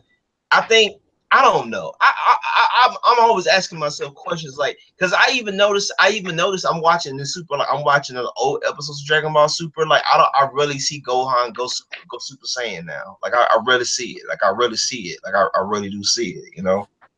And don't forget that Goku was actually holding back. Because Goku usually always holds back. Even when he's in a powerful form, he holds back at the beginning of a fight. So Gohan was just able to temporarily keep up with Goku holding back in Super Saiyan 3. Imagine if you went full throttle Super Saiyan 3, like when Beerus came around during the beginning of the whole entire show. Yeah. Gohan wouldn't have lasted. Yeah, and I feel like, to me, I really do feel like this, and I say this all the time. I say this all the time. If Gohan really wanted to be past Super Saiyan Blue, and I think he definitely could do it, but it takes the concentration. He got to be, like you said. I think he's damaged mentally. I think that like when Goku, I think the first episodes of Dragon Ball Super, when Goku and Vegeta's training with Whis, and he's training them, and he said that, and it's talking about like God keep like the power levels, and how basically Whis is just like, just like dodging their punches and just moving slow motion, and they can't even touch him. It was like, how did you get to this point? And it's like, if Gohan really wanted to surpass Blue, he trained with Whis, and I think he would definitely be up there with Blue. Now I don't know how he would get there, because something got to happen to get there, but I think he could be up there. I think definitely he can go. I think he definitely can reach Blue, but I think that it's up to his mental mind frame. Like I think it's more, when I see Super Saiyan now, I think it more like when you look at Super Saiyan, the first Super Saiyan form, when Goku went Super Saiyan for the first time, like he was pushed to his limits. Then when Krillin was killed, and then that was the point. That was the breaking point. Forms like, well, fuck it, I'll just go Super Saiyan, and then that's the form right there. But I think, to me, Gohan could do the same thing, but it got to get to a point where it's like he really got to put his mind to it. Because I think Gohan definitely could reach it. It's just the fact that because if Khalifa, because I know Universe 6, Universe 7 Saiyan is completely different. If Khalifa can go Super Saiyan 2, Super Saiyan 1 and 2 in 15 minutes of an episode, Gohan can go Super Saiyan Blue, bro. Because it can't obviously be that hard. Like, because I really would have been pissed off if Khalifa would have went Super Saiyan 3. I'm like, yeah, man, y'all reaching with this shit here, but y'all really trying a little too hard with that, though.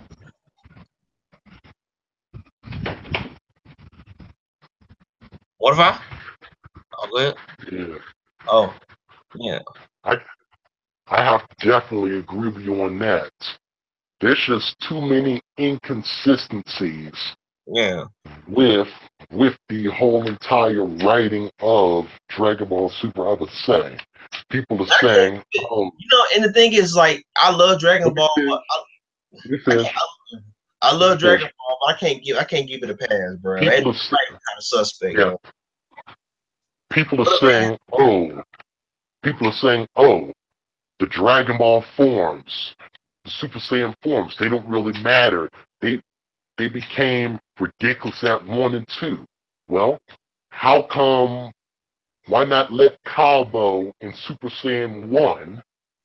Because, he's now just given Super Saiyan 2, #overnight Saiyan, but I digress. Why not let Calbo in Super Saiyan 1 just beat and destroy Vegeta in Super Saiyan Blue? Since these Saiyan forms just don't matter anymore. There's no validity. They don't mean a fucking thing. Consistency, shambles, all that doesn't matter. Why not just let Calbo from a different universe beat Super Saiyan Blue Vegeta? Reach. Super Saiyan forms don't matter anymore. What a mayhem. Hey, what up? Can you hear me? I can hear you. Man, that's a reach, man. Huh? That's a reach. Saying that since people are saying that Super Saiyan forms don't matter, then Super Saiyan 1 should just beat Super Saiyan Blue. That's a reach. But I love it. That's they stopped meaning shit after the Buu saga. Yep. Like, it was about Super Saiyan 3 or fusion.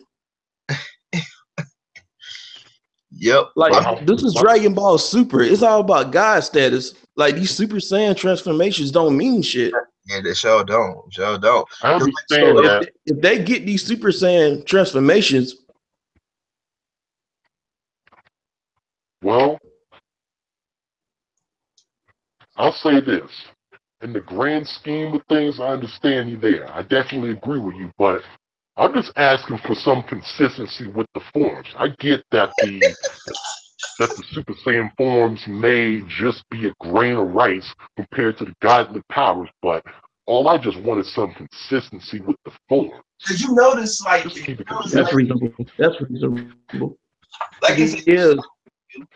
like Look at these characters. You central days. But if you notice, with Dragon Ball, like Dragon Ball form, because I watched Power Tournament. I noticed when Goku goes like Goku and Vegeta goes regular Super Saiyan 1, don't do no damage. Super Saiyan 2, don't do no damage. I was like, why Goku just don't go 3? I guess don't do no damage at all. So everything is now like God level. Like if you ain't Beerus God Destruction powerful, it really don't matter. Like when you ain't Jiren level powerful. So it's like I look at power forms like, yeah, I think God status is like Super is about God status. That's what it is now. So it's like I agree with you, man. It's like, yeah, Super Saiyan forms. It's like they just give them out. Like, yeah, we'll give Khalifa Super Saiyan 1 and 2 because it really don't matter, and we'll give Cabo to Super Saiyan 1 and Caleb will Legendary Super Saiyan. But I feel like the Berserker Rage thing, the Berserker Rage form that Kel went. I was like, if Goku was Super Saiyan Blue, which is basic God key level power, he should be able to knock off the ring, and she was just walking through the command wave like, what the hell is this, man? What the hell? I mean, obviously he was suppressed. Yeah. Him going Super Saiyan. I mean, by that logic, that means Krillin God level because Goku went Super Saiyan Blue against Krillin, even though he was holding back. Yep. You were just trying to see where Krillin was at, trying to test the waters. Yeah, but even if Goku's holding back, that type of command wave in the blue form should automatically knock her off the ring. Even holding back, that's God level power. Like, yeah, but look at the form. Yeah. Look at her on Kaba's form. I mean, if he had to go that far, that means that she's a force to be reckoned with. I mean, that means she's not that weak. Yeah. I mean, he was getting shitted on in the Super Saiyan 2 form by Kel. Yeah, that is true. That is true. But there is some point to it. Was some truth to what you're saying, though. I understand where you're coming from.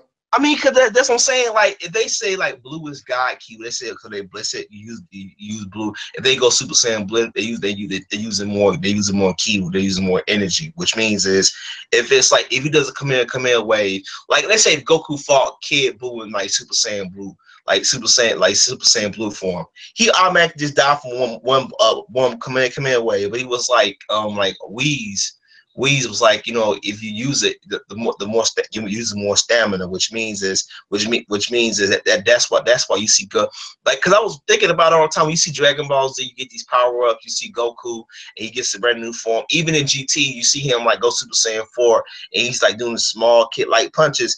And I was watching the video that was like, well, why do when Vegeta Goku get a new 7 form, why do they fight? Why do you kicking punches? Because kicking punches don't require much. But if you do a Kamehameha wave or spirit bomb or whatever special attack they have, they're using more stamina, which means they're using more ki. So it tires them out in the fight quicker versus at least with Super Saiyan 1 and 2. And that's why I noticed I was watching like the beginning, because I'm watching the beginning of the tournaments of like tournament power to see how the power levels go with Goku. You see Goku go in and out with blue. He goes Super Saiyan 1, 2. He don't even go 3. That's the thing I noticed the most. He goes in and out with blue. And I'm like, even if he's using the blue for a small sample, like he goes blue for like 2 seconds. Ain't that draining his stamina? How he's able to keep all this stamina going on? Like he's using the Kamehameha wave. I'm like, shouldn't that affect his stamina a little bit? I'm like, that's the thing, because we want to discuss that, man, by power levels. Because I'm like, that's some weird ass writing, man. That's some weird ass writing going on. There is a such thing as called suppressing and controlling the ki. Look at Krillin. He threw a rock at Goku, and Goku was hurting. I mean, yeah. Goku as a Super Saiyan, he pushed Chi-Chi on an accident, made her go through a house, but she was still alive. Ooh. And Super Saiyan 4 Goku, he charged up his Kamehameha times 10 and then tried to sacrifice Pan in order to kill the Shadow Dragon, and she still lived. Yeah. So I still see what you're coming from, but yeah, you know they can control that straight. Look at Frost, like he had to hold back his punches so he wouldn't kill Master Roshi. Yeah. Yeah, I think they can't suppress the power, but I'm saying it's like these people are god. Like when I see when I like Super Saiyan, when I see Super Saiyan 4 Goku, Super Saiyan Go for Vegeta, like Gogeta is god. Like basically his beard is level strong. Like from they said it was a few for 10 seconds because they both powerful. Gogeta. Yeah, but Beerus smacked the hell out of Bulma, and she's still alive. Yeah, true. That is true. Maybe it does, like, because I do notice that destroy universes. Yeah, because I feel like they suppressed. Maybe Goku was holding back with Kale. He maybe he was just using like a small sample of it. Maybe it was just like, you know what? Because Kale, I guess Kale, she in that form, she is more dangerous than she was before. So I just like I look at it and I'm like, okay, how come like if these power ups, well, I like to call them power ups, power levels supposed to be. If power levels is everything and it's about God level now, I'm like, what Goku would necessarily have to do? Like I often say this, and I said this when Goku New Form came out. I said, with this new Ultra Instinct, this is like this is probably like Beerus guys level destruction. If Goku master this form, which he will, man, nobody ain't beating him, bro. Nobody ain't beating that. Nobody ain't beating. You saw the way he was moving his hands, like he was just doing the slow mo. I'm like, and like that shit was like some Matrix type I know, shit. But however, let me propose this theory, because Weez did say that there's a mortal so strong that a god of destruction can't beat him. And I was watching a really good movie, a really good video on this. What if Jiren is not the exact mortal that Weez was talking about? What if the mortal could be later on in the later arc? What if the mortal is one of those 4 universes that were excluded from the tournament that would be stronger than a god destruction, that a god destruction could not defeat or not fight? I think Goku though. I think it's Goku. I think that'd be a good plot choice. Yeah, I think it's more to you. Oh, you go ahead. I think it's definitely when we said it, I was like, okay, it had to be Goku. It has to be Goku because I feel like when he did the Ultra Instinct and the hand motion thing, and the way like he hit that serious look on his face, like Despo and Topo was coming at Goku and Goku grabbed him and threw him, and he wasn't even looking at him. I was like, okay, Goku get this form. That's some God level stuff. Like I never seen it because most of the time when they get a power form, they usually, Goku's always well aware. But he was so focused on Jiren, like I never seen that before. I was like, okay, I think it's Goku. It's just that Spirit Bomb unlocked it, and the Spirit Bomb gave him a small sample of it. And the next time he goes Ultra Instinct form, that's what I call him now currently. But next time he goes it, I think he will be. The guys of level destruction strong. But or probably somebody else. I don't know. Maybe I think it's Goku though, because the way he was fighting in that form was, man, the way he was moving, dude. I never seen like, because normally when Goku get a form, like he overpowers the villain, and then he gets cocky, and then and then he starts letting his guard down, and then that's when starts to fuck up. Or usually he just plays around with his opponent, and he doesn't give it his all. The reason as to why I think personally you are convinced that Goku is or could be the mortal that is stronger than the god of destruction is because for once we actually see Goku become serious and actually give it all his effort. Because usually Goku just dials back a great deal of his ability. He's not really serious. He thinks of this whole entire fighting as more so a means of entertainment. He doesn't take this as serious as life and death being on the line. So Goku, for once, looked serious throughout the whole show. You saw the look on his face, like when his eyes went silver, and you saw the look on his face was serious. I was like, okay, this form ain't nothing to fuck with. Because Goku used not to, when he went Super Saiyan 4, 2, 3, whatever, he, because Super Saiyan 1, he was serious. 2, you can kind of see somewhat serious. 3, you can kind of say he was just playing around with that one. 4, he was kind of playing around with them. But in this form, he went it, and he just so serious. He was walking forward towards Jiren. I'm like, and the way he was moving, I was like, okay. I think definitely it's Goku, because it couldn't be, because when he said when we said got ultimate instinct, all those guys' instructions was shocked, like, what the hell, we can't even do that. I'm like, it gotta be Goku, dude. The way he looked, he was looking like, yo, I ain't fucking around, bro. I'm finna do, I gotta do what I gotta do, bro. He wouldn't messed around at all. Go ahead. This 4 need to be in the next Xenoverse game. Better be, bro. It better be. Oh yeah, man. It better be. It better be, because like I played the first 2 Xenoverse games and I enjoyed them for what they are. But dude, if they say that this is automatic like a DLC, and I'm against DLC, but they say that it comes with it. Oh, bro, I'm getting this day one. I'm getting that day one, bro. Or I tell you, They might try to shit us and yeah, put it on pre-order. yeah. Because like if I saw it, because like I remember when we first came out of the transformation. I saw it. I went online to find that picture. I said, nah, bro, that picture, that form looked dope as hell, dude. That look on his face, that's why I say that's the first time ever I saw that form. It reminded me of Goku going Super Saiyan 1 for the first time on Planet Namek. I was like, okay. Goku ain't fucking around, bro. He like, and maybe because like your universe getting wiped out, so I fucking be taking that shit seriously too. My universe get wiped out, basically, whatever, like the last survivors, whatever.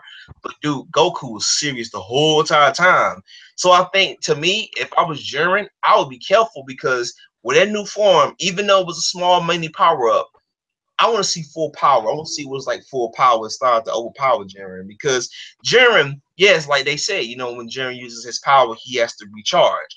So I think Goku's gonna find him in a vulnerable spot where he didn't, Jiren used a large amount of his energy, and Goku put it up in here that way. And I think, to me, I think definitely, but I can't wait to see round 2 of it though, because I think because it does 8 o'clock tonight, but I cannot wait to see it, because I really want to see this form. I really want to see where it goes from there, Yeah, man.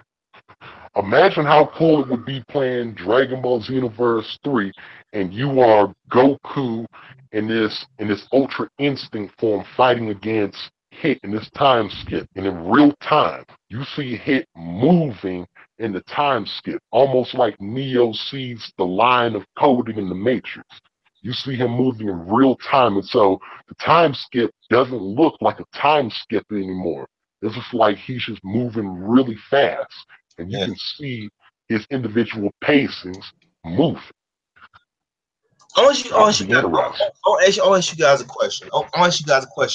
Do you think it's Goku best form though? Do you think this is Goku best in transformation, or just because I know everybody's ranting and raving how much they love it, but do you think it's his best transformation, or Super Saiyan once they hold up? Because to me, I think it's better than Super Saiyan 1, dude. The way he was serious, that was my best. To me, it's my favorite moments of Dragon Ball Z. It remind me of like watching original anime, like original manga, like watching that form, that look, bro. That was my favorite highlight. That whole episode. Yeah, it's a good form. And I remember when people were shitting on Super Saiyan God and Super Saiyan Blue. Yeah. Because I know Blue had to grow on me though, because I hated Blue at first, and it grew on me, and I'm like, okay. And then when in Resurrection F, because I remember when photos first came out, and I saw, I was like, yeah, it looks utterly ridiculous, stupid, like a girly color. And then seeing in Dragon Ball Super when he went Super Saiyan Blue for so much, I got used to it. And now I see this new transformation, I'm like, yeah, I like this new transformation a lot better. Like this, I like this one a lot more better than anything else, because man, that transformation, bro, that junk had me lit. Like when we win it, I'm like, okay. And I don't necessarily. I think that we'll go get this form down pat. He gonna be God of Destruction strong, bro. He gonna be powerful. He gonna be powerful, bro. That to me, that's like he reminds me of like Super Saiyan 4 Goku. He can pull up on Beerus too sooner or later. Yeah, I mean that's what I'm trying to say. Cause you saw how Beerus look when he said when we said Ultra Instinct, he was like that look on his face like I can't even do that. And I said to me, yeah, he looked shook. Like if I was Vegeta, if I was Frieza, I know Frieza gave Goku some Goku give him that business. I know, like even when you look at Frieza, she was all shocked. Frieza was like in her mind, she was like, "Oh, I can reach that level too." All right, nah, Frieza, I don't know if you can fuck with Goku on Ultra Instinct, bro. Cause that way that man was moving. I'm sorry, man. That was some god key level shit. I'm like, dude, Beerus.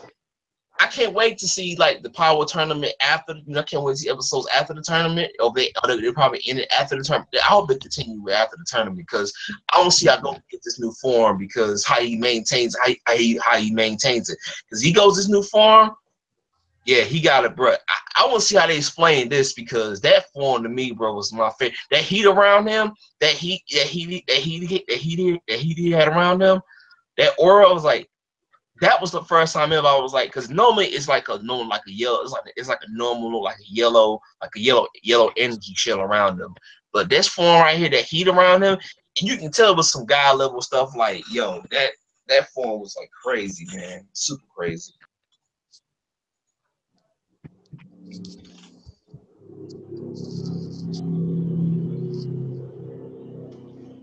Yes, yesterday. Yep. Okay. Yeah. Yeah, there. Yeah. Okay. Okay. So, I guess my other question would be this: how long will it be until Jiren is defeated? That is, if he's defeated. Ooh, that's a good question. Like I don't know. I think definitely it would be that's a tough question to ask because like if Goku can get a hand on him, I don't know who else is unless Vegeta finds a way to get a fight on him, but I don't know if Vegeta has that power level to get past to him, but I don't know. That's gonna be tough though. In my head to just jump his ass. That's the only way I see, or just use fusion. Yeah, I think the only way I feel like this is my for me if Hit was not eliminated, I think Goku and Hit would have had a good chance to beat him. If Hit was eliminated, I think it would have been like if Goku would have killed Jiren distracted and Hit would have got behind Jiren and used a little time skip thing and a little time freeze moment to push him off the thing. I think Goku and Hit would have got good hit on him, but I don't know because I can't say Gohan or Piccolo or the Android 17 or 18. I don't know. You can say Khalifa or Kaba or Kale. I don't know. I think it's gonna be a tough one though. I think out of all the opponents I have seen Goku go up against, I think Jiren is the strongest. No disrespect to Frieza, but I think Jiren is the strongest. Jiren is, it's bad when Frieza said, you know what, I give you some of my engines so you can beat Jiren. You're the only person that can beat him. And I think the only way Jiren goes to beat, to beat Jiren, I think they gotta have some real good luck, man. I think to me, Jiren. This is my analysis of the final fight. What's gonna happen? Goku and Jiren going at it. They both getting punches on one another, and that Goku just finds a way to overpower Jiren. But I think the hardest part about Jiren is he's so damn powerful. Like, who's gonna beat him? Because if he not killed the legendary Berserker Rage, he knocked out of that form. I don't know. And he dropped out Hit. I know, who used some brand new power that he didn't even use in the previous warm-up tournament, where he was. Yeah, nobody calls that an ass pull, by the way. What was that? I said, yeah, nobody calls that an ass pull, by the way. Hey, yeah, man. I tell you, dude, like, for me, but the thing is, like, I feel like, to me, what I loved about Hit, what I really loved about Hit, the Hit versus Jiren fight, it felt like it was not just about who's the strong, like who got the highest power level, like who can outwit the person. And I was saying Hit because Hit was getting demolished, bro, by Jiren. And watching it, watching the fight from a different perspective of it, I was like watching it, like, okay, it can't be that bad. And then Hit was getting his ass whooped. He was like, yeah, I'm tiring Jiren out to see if I can get a final hit on him. And I thought for 1 second they were gonna knock Jiren out of the ring, you know. All right, then, MGTOW Universe. I'll check the stream right out today. I'm gonna. Okay, what is it? What is it? I said 4:40. I ended at 4:40. 10 more minutes left over. But let me see. Yeah, I think definitely Jiren is gonna be a tough opponent. I don't know who's gonna defeat him though. That's gonna be a tough fight though. That's gonna be tough though. That's gonna be super tough. I think Vegeta, he's gonna have a couple of moments. I think he's hiding something. Yeah, he's definitely hiding something. Yeah. Or I want him to see. No, the fights I want to see is Vegeta versus Turbo or Turbo versus Frieza. You know, because Turbo, he's all about justice, and Frieza, he's all about absolute evil. You know, that would be a good match. Yeah. But it could be as things are looking from the whole intro and the whole opening to the show is at the end you see Goku and his son Gohan fighting. What if they take on Jiren? What if Gohan could have a brand new form or something? Because he did say that he was trying to become stronger than Super Saiyan Blue. But would that be an ass for though? Yeah, that would be though. That would be. Just because he said he's trying to reach the form doesn't mean that he has the form or he's somewhere near reaching the form. But go ahead. But I think definitely, I feel like for Gohan to reach that, like he really gotta be, because I feel like even when the Power Tournament was announced, where like all the universes were coming together, Gohan for those few months, if he really was trying to reach Blue, you would be training like crazy. And I know they have to use the holobot timetable in a minute. They don't even reference it in Dragon Ball Super. But if it's like, I feel like Gohan should have been preparing months for it, but I don't necessarily think it's gonna. I think Gohan. I think that to me in general, I think that will be interesting. That will be interesting to have Gohan and Goku attack Jiren, and then Gohan does find some new mystic form. But I agree with you, Mayhem. That would be an ass pull though. Like, where did he get this form from? How did he get it? Because like. Like I love Dragon Ball, bro, but they write sometimes because they got some suspect ass writing, bro.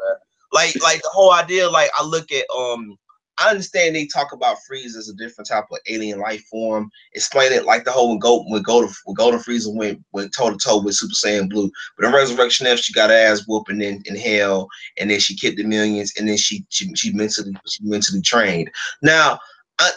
For a kid, for like a first person going into Dragon Ball Z, you accept that shit. Nah, Brian explained. I ain't accepting that shit. That was some bullshit, and you know what it is. Like, she get mentally trained. I'm like, no, man, you gotta explain. You gotta explain to me, dude. You really gotta explain to me how this even popped off. Like, how this even, how this even possible? Like, how somebody prepared mentally to train here? Unless that person just disciplined enough, like Goku, when he gets a new form, he actually tries to master a new form. Frieza can just get it. Go ahead. Well, if I can interject, I don't know too much about Frieza mastering.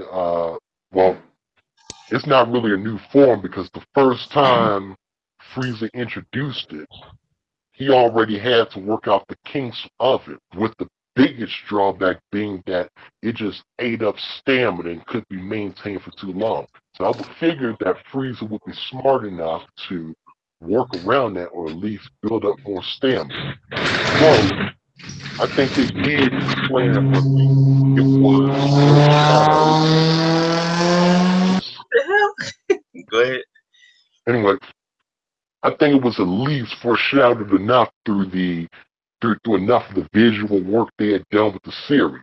How Frieza pretty much was being tortured by these, what are they, teddy bears and these happy-go-lucky people that were playing parade music while Frieza was trapped in this cocoon that was pretty much hell. So through that mind torture, that's their reasoning as to why or how Frieza became stronger through being tortured. Now imagine being in hell. This isn't something that has a time limit. You are indefinitely there. Yeah. Actually, Frieza got stronger because he was doing image training. Was in hell. Yeah, that's how he got stronger. That's it. Yeah. Thing is about the whole Gohan situation. I don't really mind if Gohan gets a power boost, because the only thing I'm concerned is the hypocrisy. Is people going to rage about Gohan like they do about Goku or Frieza? Because if you look at like 17's power scale, it kind of makes more sense than Gohan's. Because the way how strong Gohan is now, it's just bullshit. Yeah. Yeah. There's no way he should look. Goku should be digging him in his base form. Yeah. But again, I don't really mind. It is what it is. I mean, the thing about Dragon Ball Z, man, is that, and I think that is the old. Here's the thing: when I'm pretty sure when we was all kids, we all watched Dragon Ball Z. We watched it from oh my god, it was the greatest thing ever. And then you watch it, you be like, yeah, man, this is some bullshit. You know how to explain to me, because I'm still trying to figure out. I always say this about Gohan in his Super Saiyan form, because I know I have always said this to me: if he can go Super Saiyan 1, he can go Super Saiyan 2. How come he can't go 3? I never seen Gohan go 3. That will be interesting to see. Well, I know it will be interesting to see how it is.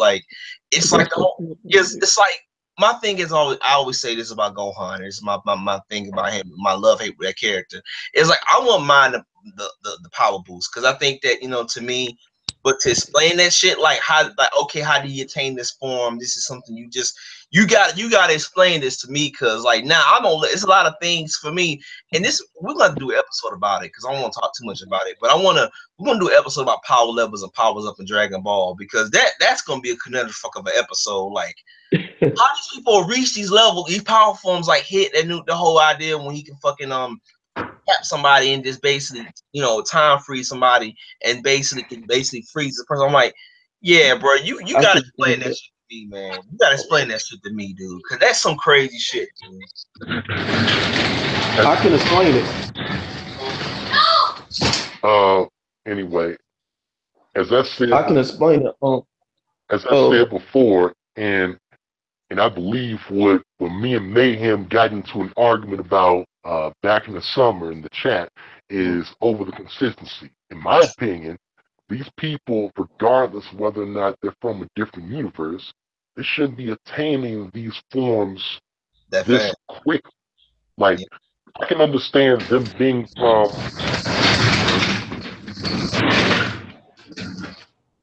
anyway. I can understand them being from a different universe and training a little bit faster, but to train this disproportionately faster to where they can get Super Saiyan 2 only a mere few months after already attaining Super Saiyan 1, I don't understand that. Yeah, that is some bullshit, dude. That's some pure bullshit, dude. But you know what I'm saying? And as I said before, my issue is not that these people are able to attain these forms, it's the consistency of these forms. Yep. I want some consistency. I want these forms to still make sense. While there are gods, that doesn't mean that you should just shit all over the accuracy of the forms, and now the forms it's just anybody can become a Saiyan overnight. Fuck it, because, now there's people that are godly power. No, keep it consistent as you had earlier. Just because you have a new tier of power doesn't mean you can now mismanage. I disagree. It's been like that in anime all the time. Yeah. Like the Bankais and Bleach. literally like 5 arcs later, everybody can get Bunkai. Everybody can reach this new tier of power. Yeah, I I think just disagree because if you look at Kaba, he was nearly on par with Goku and Vegeta in his base form.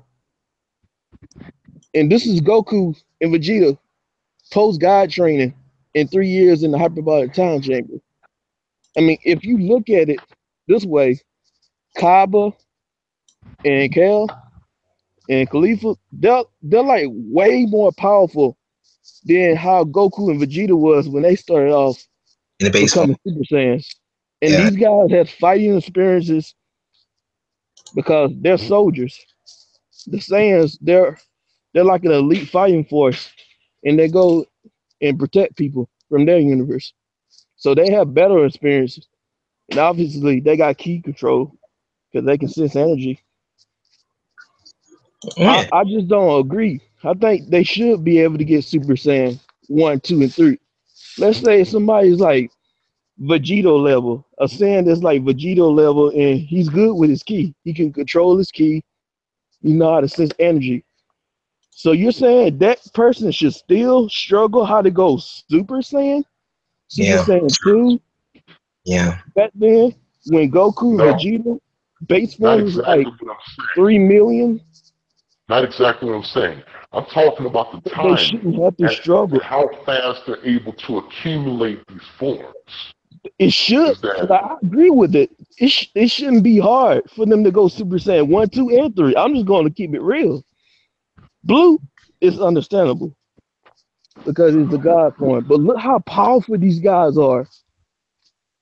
I mean, I can see if you're talking about Saiyans like Goten and Kid Trunks. I mean, they're not as powerful as Goku and Vegeta or Gohan. Because I know, if you go back to the thing, if you go back to the episode where it was fighting they was fighting Majin Buu, fight Majin Buu. Goten was getting his ass whooped by Majin Buu the whole entire time. I'm like, God damn, you Super Saiyan 3, you should have at least some type of power. You should try to Which Majin Buu? when he had sucked, it was I think You talking about Super Buu? Super Buu, yeah, Super. Actually, a lot of that was filler because if you look at the manga, he was actually kicking Super Buu's ass, and then it stated several times that Gotenks he can actually beat Super Buu, even kill him. So you better get down fast. You better get down there fast before Gotenks kill his ass. Yeah. And that's the thing. That's what I'm saying. And then you got Vegito. Then you got Vegito. You got Vegito. Because Vegito could have killed him, but they put in the same Piccolo and Goten and Trunks. Whatever. But I think definitely, let me see what time is it. I'm not sure. I think it's 1:43. Yeah, guys. I'll finish my point. I'm finish my point in the stream. But yeah, but like go back to the point I was saying before. I think definitely like if you go back to the original manga, like yeah, like he was struggling with Super Buu. But I think to me, I think to close this out. I think definitely it was it's interesting. It was an internet dynamic of it, but I think definitely it would have been interesting actually. But I I get don't know. what I Yeah, still get where everybody's saying, where everybody's coming from. yeah, But the thing is, you have to look at it from this perspective. yeah, Like the reason people hold these Super Saiyan transformations so dear because yeah. the concept of these transformations was Pain. like back in like 30, 20 years ago, it was new. Meant something. It meant something. Yeah, but now like 30 years later, Yeah, I mean in 2017, they don't really mean much. yeah. It's all about Like having that God power. yeah, like And this I'm is not trying to dismiss what that dude was saying, this is my but it's my talking point. I think it's reasonable depending on the power scaling of a character, the potential of a character. Yeah, and this is like my talking point, like in the stream, Harry. But it's like I feel like the reason why I'm critical. I'm critical of these power levels because Vegeta had to struggle to get that the first base form. Like he struggled to get it. Like And he got it during the Cell Saga, right? Not during the Cell Saga, when Android showed, during the Android Saga, when Android 17 showed up, when he was draining Goku power and stuff, and he got it, and then he destroyed 17. But I think when you talk about, you know, this is my thing, and this is why I hold on. And this is why I'm very dear. This is why I'm always saying that I'm way mortified on this one internet this talking point that like all I ask for is consistency, man. Look, if they people say the base form, like the first, the second, third form don't mean shit and it's about God level, like at least explain it to me, at least show up to me, like, okay, to explain to me or show me how this person attained this form. Like I said before, in this point, if Gohan get a brand new form, which I don't mind it, explain it to me, show me how did he get it, because if he took what is it? If Gohan let's say Gohan is a school teacher, right? He's a teacher, right? He took 12 years off of fighting. Like what if I said you should still be able to maintain Super Saiyan base form 1 and 2. You should not be like struggling with Frieza minions and Resurrection. You should be able to be manhandling them. Actually, on that Frieza soldier from Resurrection F, he was about as strong as Ultimate Gohan. Yeah. Sorry to interrupt. I'm gonna have to bow out. I'm going over to Shining's Hangout. Yeah, I'm about to hang out. I'm about to end it, guys. But guys, it's been fun. Guys, it's been fun. Yeah, I'm about to end the stream anyway. More than 5 seconds. Yeah, guys, it's been fun. I enjoyed it. Was fun. Yeah, talk to you later. Yeah, bow out. Yeah, man. Going over to Shining's Hangout.